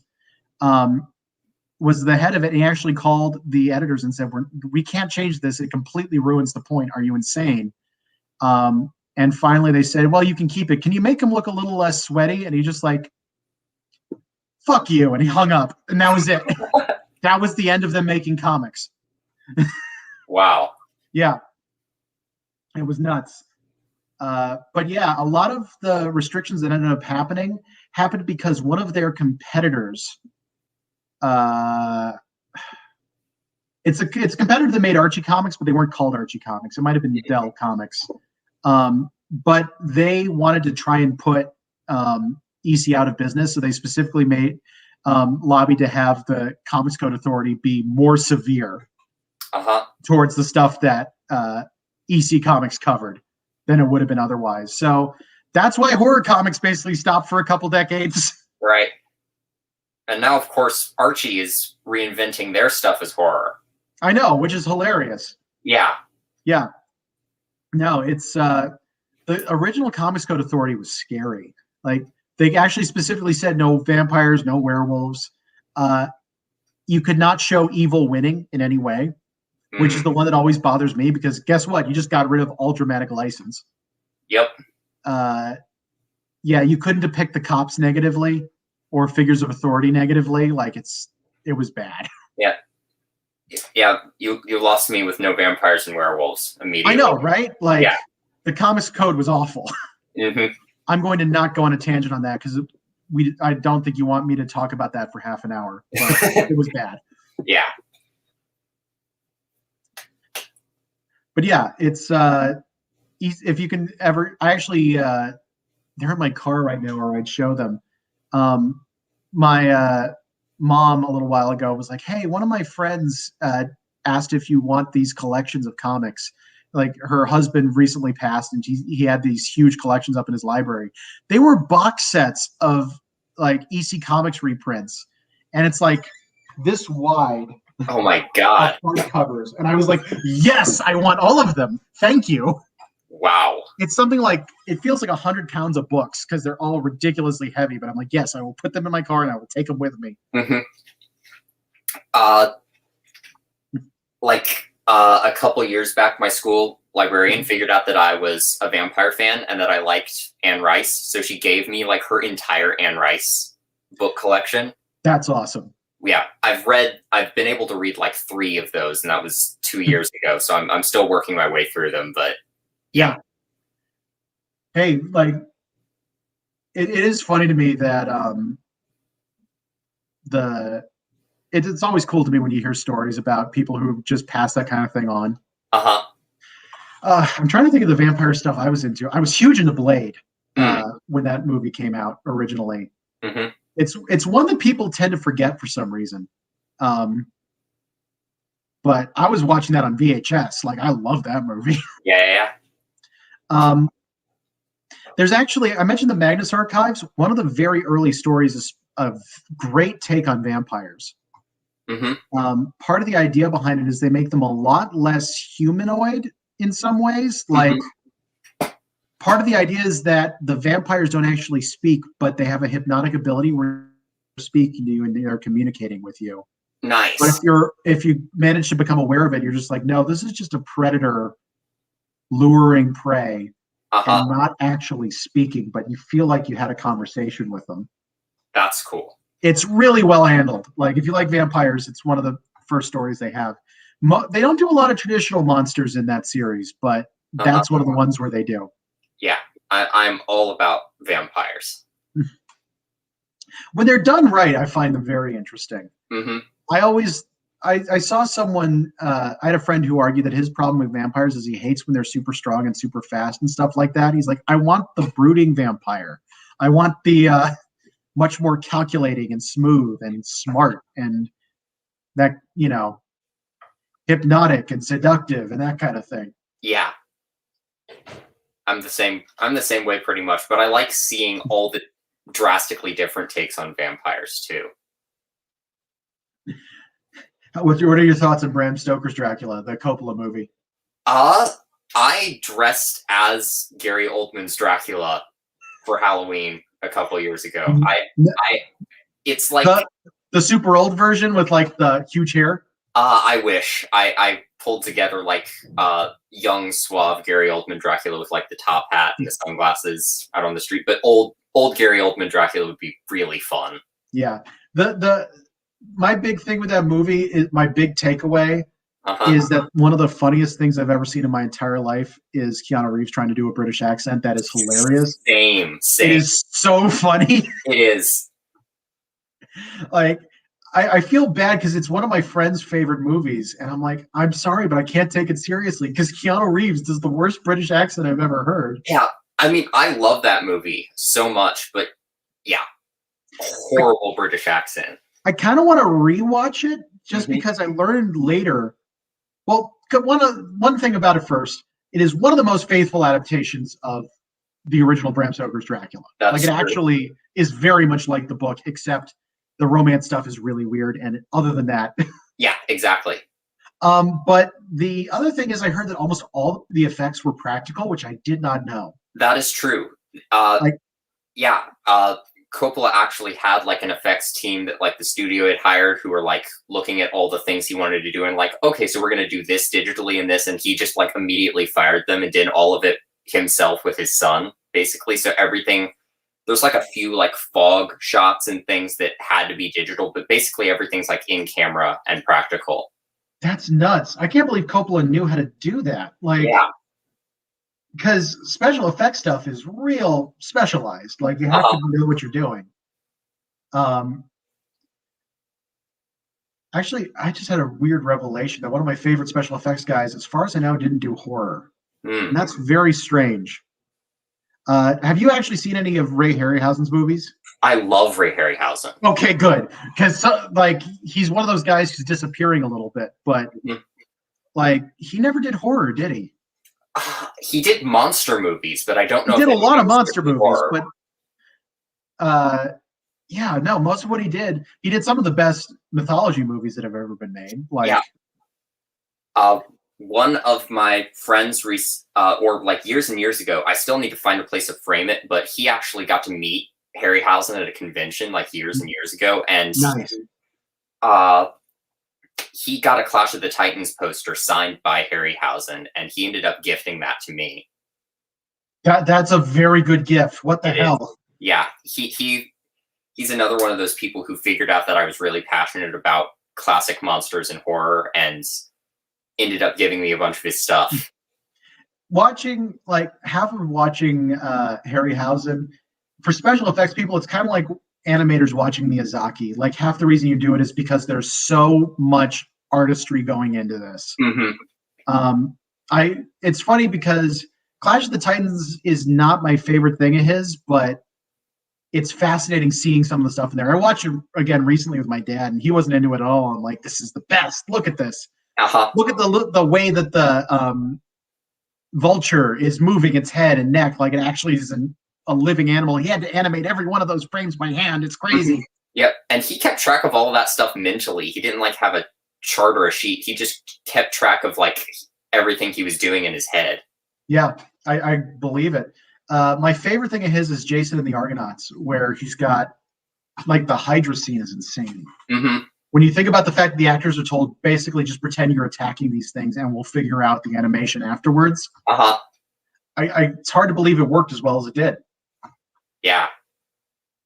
Actually, Jason and the Argonauts arguably has one of the best horror scenes he did, the Medusa scene.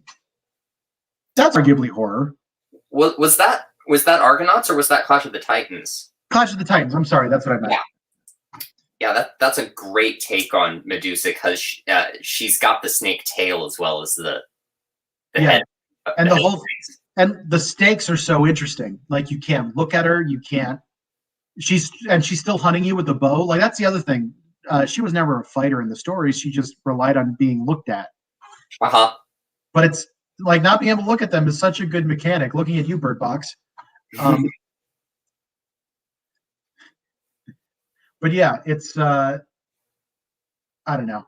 Harryhausen was actually, when I was leaving Vermont, there was going to be one last movie night before I left with Steve, and I'd been helping Steve with all the movie nights because I got to see a ton of movies that I never would see otherwise. And he actually said, since I was leaving, what do you want your last movie night to have? And I thought about it. I was like, Harryhausen. So we got to watch.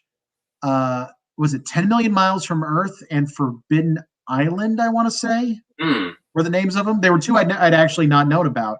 Wow. And, it's classic Harryhausen, really awesome stuff. 20 Million Miles from Earth, I strongly recommend, if I have that name right. I'm checking now. Miles to Earth. But yeah, if you're a Harryhausen fan, the monster animation in that, it's one of his very early ones. It's black and white. And the way he makes the creature move in one of the scenes, it's one of those moments where you just stop and go, so good. Yeah. Beast from 20,000 Fathoms is another favorite of mine. Man, I don't even recognize the names of some of these streaming services these things are on. What is going on now? Yeah. There's a million streaming services now.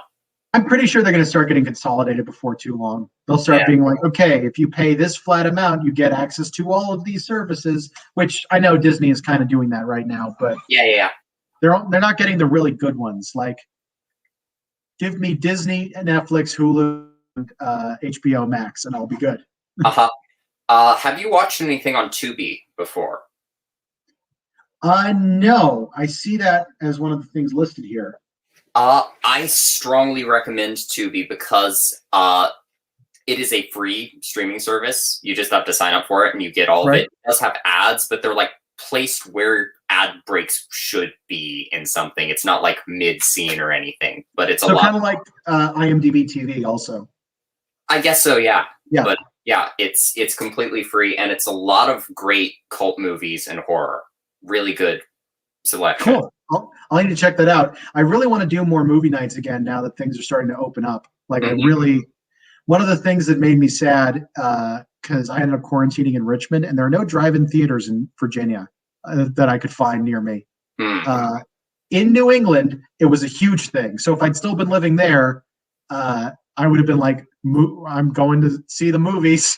Yep. Let's do it. This past summer, I did actually manage to go to a drive-in, and they did a double feature of It was a new release movie called Hair Metal Shotgun Zombie Massacre,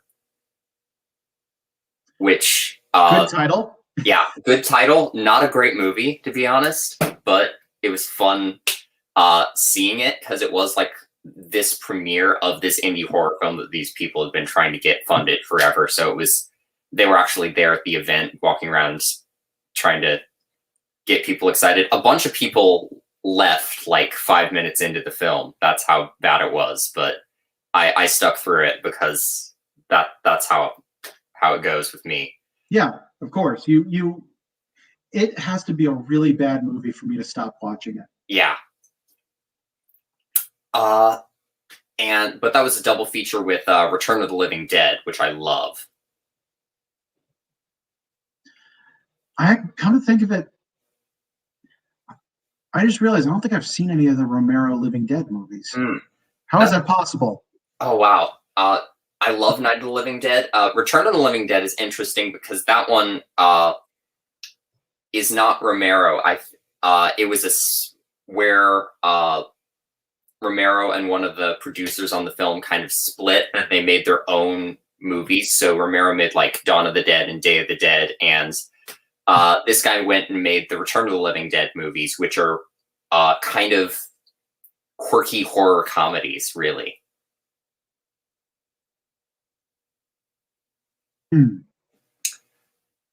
But I really like Return of the Living Dead because it's got this great satirical edge to it. Most of the characters are like teenage punks running into zombies and turning into zombies, and it's actually set for no apparent reason other than they like just pointed to a random spot on a map.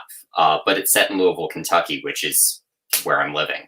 That is kind of cool, actually. That would be interesting. Trying to think what it'd be like in either Richmond or Columbus if a zombie outbreak happened. Things are pretty spread out. I think it'd be fine here.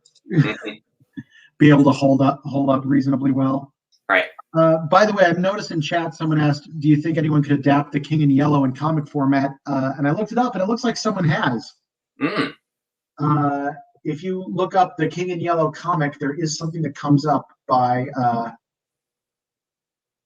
I.N.J. Culberd and Robert W. Chambers. I'm not entirely familiar with this comic, but that's the best answer I can give. Looks like it has been done. All right. Yep.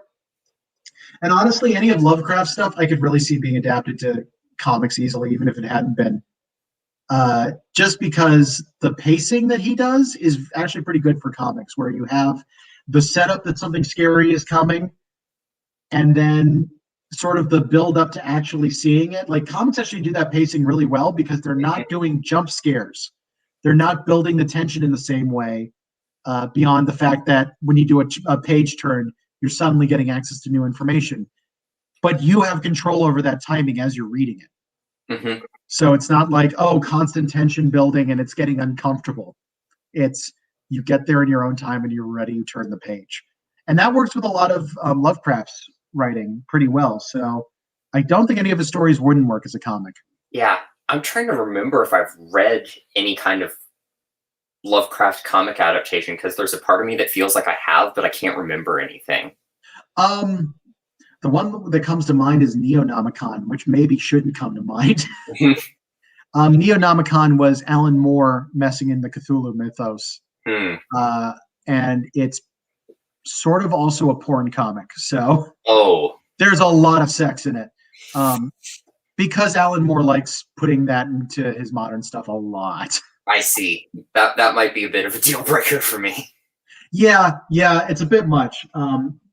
I think it's just an okay comic. Like, putting the other issue aside, but yeah, it's kind of weird to put that in the Lovecraft. Yeah, I'm pretty sure Lovecraft was scared of sex. Like, I think he would have been. He was scared of everything. Yeah, one of the movies I reviewed recently on my channel is the remake of the film Castle Freak from the 90s, which is loosely based on H.P. Lovecraft, his story The Outsider, but it's really like loosely based. The remake kind of pushes in a lot more Lovecraft mythology, but it's also basically softcore porn, which is not what I wanted.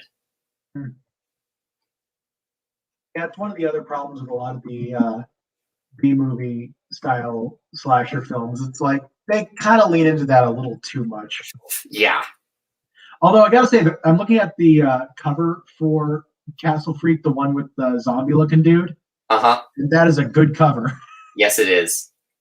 The original Castle Freak from the 90s is a really good movie, which is part of why I really didn't like the remake, because it just kind of throws a lot of that out the window. It's from the director of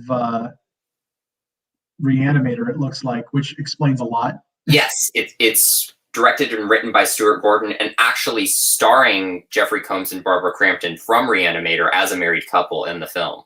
Man, that is good monster design. Yeah, and it's a full body makeup too. That stuff takes so much time. It's always amazing when you see that done. I always feel like people in horror movies have some of the most fun. Yeah. I don't know what it is about it, but they just seem to enjoy themselves more. Also, many of them are really cool with fans, which I always appreciate. Yeah. Lovecraft actually read a manual on how to do it. Yeah. Okay, that doesn't surprise me. Does not surprise me. I feel like if Poe ever met Lovecraft, he'd tell the guy to tone it down. Like, yeah.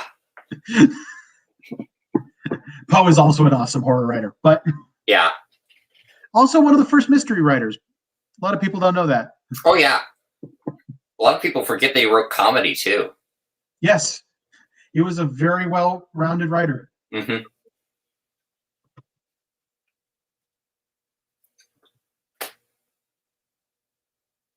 Well, all right, I think I'm about tapped.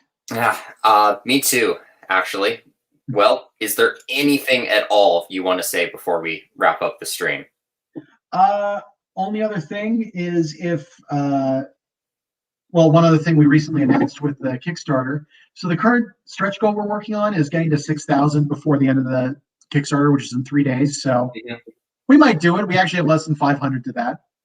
One of the extra things we're going to do with that, though, is if we hit 6,000, then sometime in the not too distant future, we're going to live stream a cryptid themed tabletop RPG. We haven't decided yet exactly which system. We're talking about Monster of the Week. Do you know anything about tabletop RPGs, D&D and stuff like that? I have played a little bit of D&D. I did a virtual campaign for a little while in quarantine with some friends, but I know a little bit. Yeah. So Monster of the Week is a system like that. But it's based around telling a Monster of the Week story, like in Supernatural or Buffy the Vampire Slayer or the X-Files. Like those are all Monster of the Week stories. And so that's the system we're thinking about doing. We're trying to figure out if we can adapt it for cryptids. In part, we're discussing if we can actually play as our cryptids, which we kind of want to do. But of course, the system's not necessarily made for that, but you can always mess with them. But if we're able to hit 6,000, we're going to do a live stream thing with that because a bunch of our contributors are also gamers. So that's going to be one other cool thing. If anyone wants to check out the Kickstarter, you can find it at tinyurl.com/less-than-secret. Just 3 days left, and it's been a blast to do. So hopefully you can join us. All right. Sounds good. Thank you very much for having me. Yeah, thank you for coming on and doing all of this. This was a great time. Yes, it was. Like, I love being able to talk horror. Oh, absolutely. And tons of other things as well. Yeah. I have a tendency to not shut up. So I'm glad it was useful. Oh, yeah. I mean, sometimes if, generally, I don't talk a lot, but if you get me on the right subject, I won't shut up about it. Pretty much the same. Yeah. Yeah.